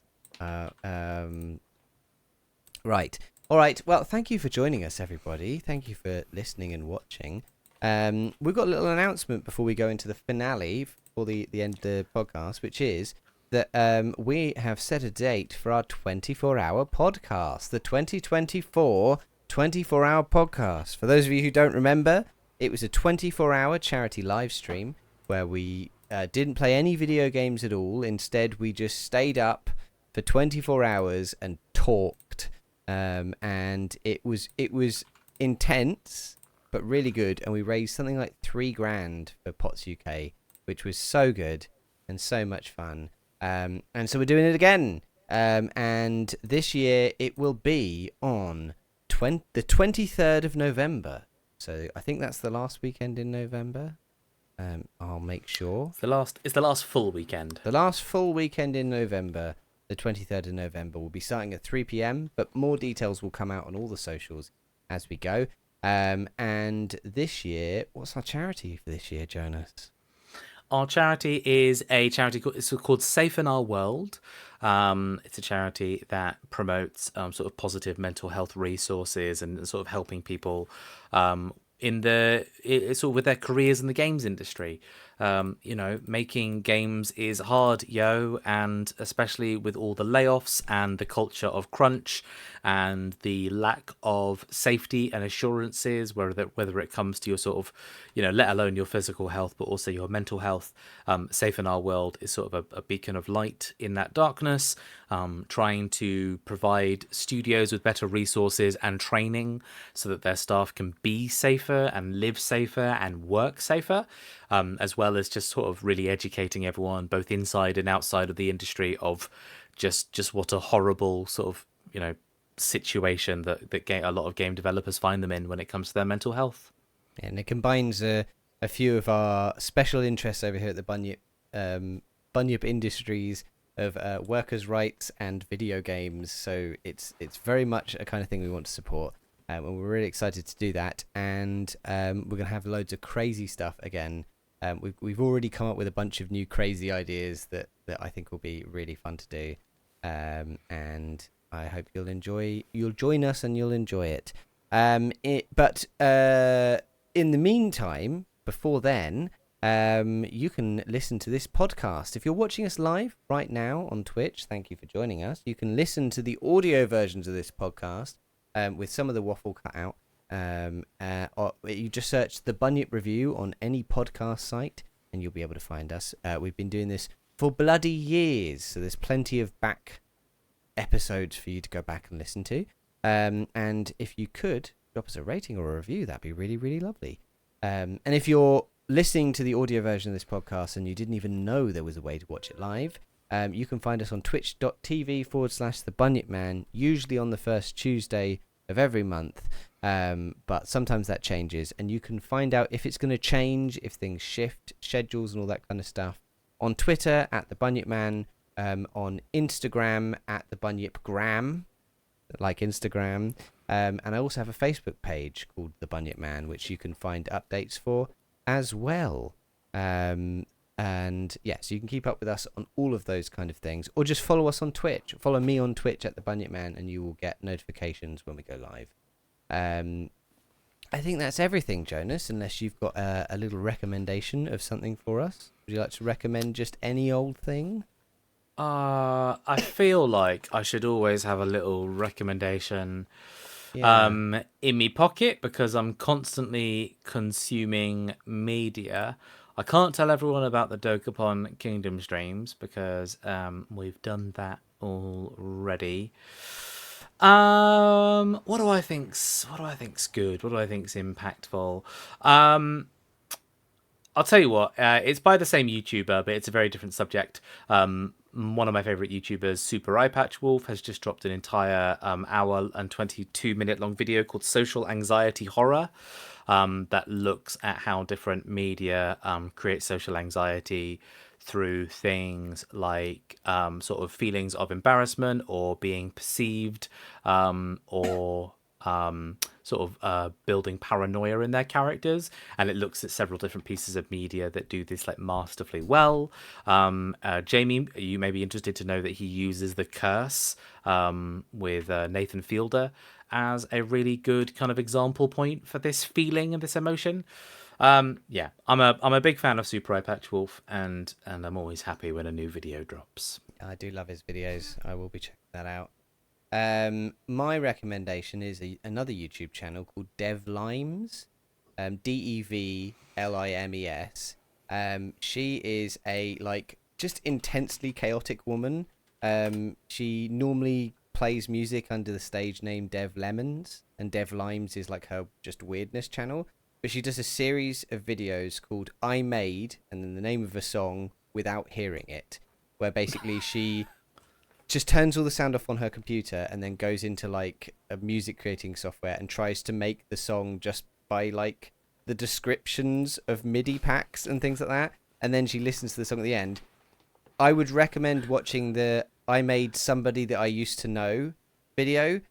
The thing that she makes at the end is just it's like listening to a panic attack, right? It's so good. It's so good. That sounds great. Yeah, I would recommend that. Right, thank you for joining us, everybody. Go beat the heat, go grab some water, and we'll catch you next month. Love you all. Bye. Good night, everyone.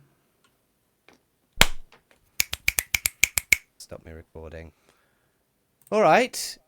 Hello, everybody. Thank you for the raid, Gender Meowster. Hey, Gender Meowster. Thank you so much. Thank you so much. It's lovely to bring all your people in here.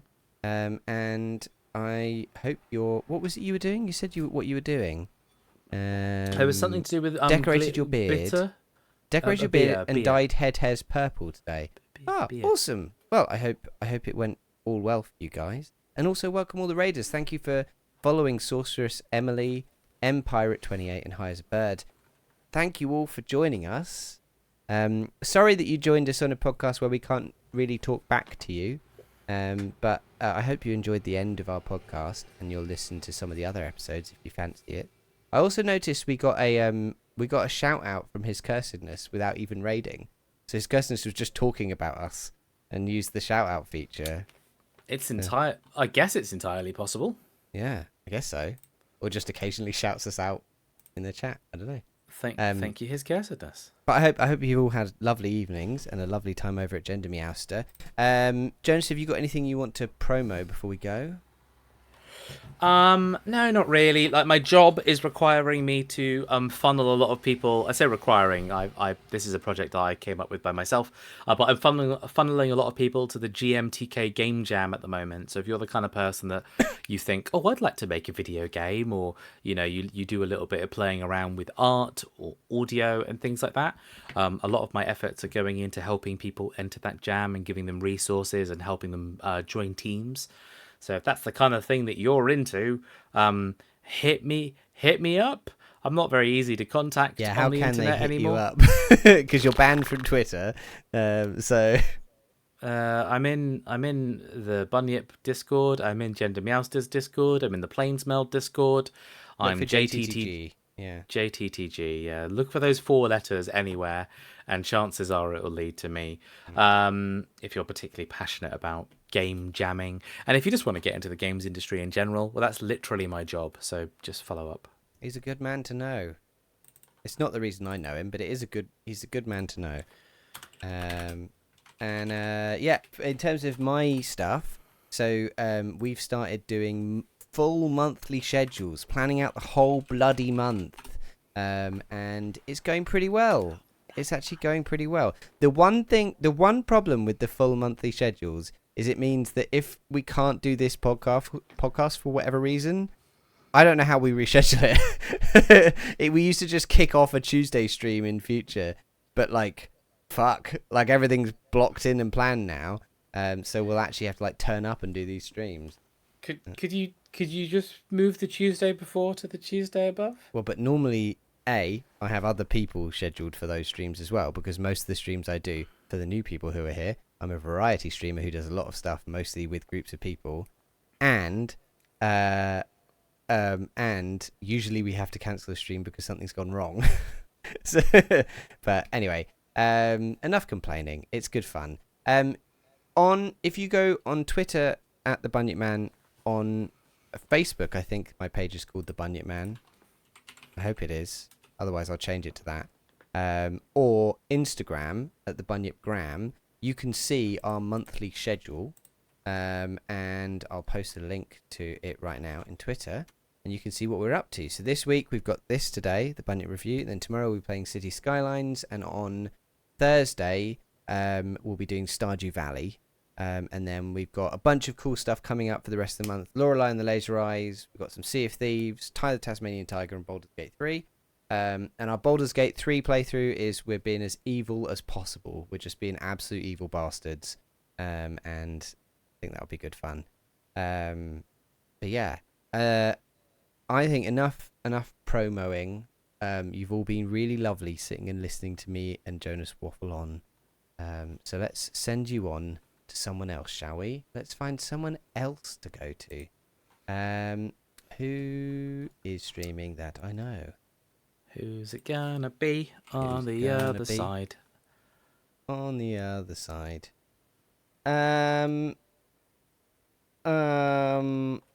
Jonas, do you have someone you want us to raid? Oh, Ellen from now on, Leafy Zero. Jonas, do you have someone you want us to raid? Let me just bring up. I'm just looking at my list. Horror Quinn, Bunyip Man. That's you. Yeah, let's not raid me. Do I know who this person is?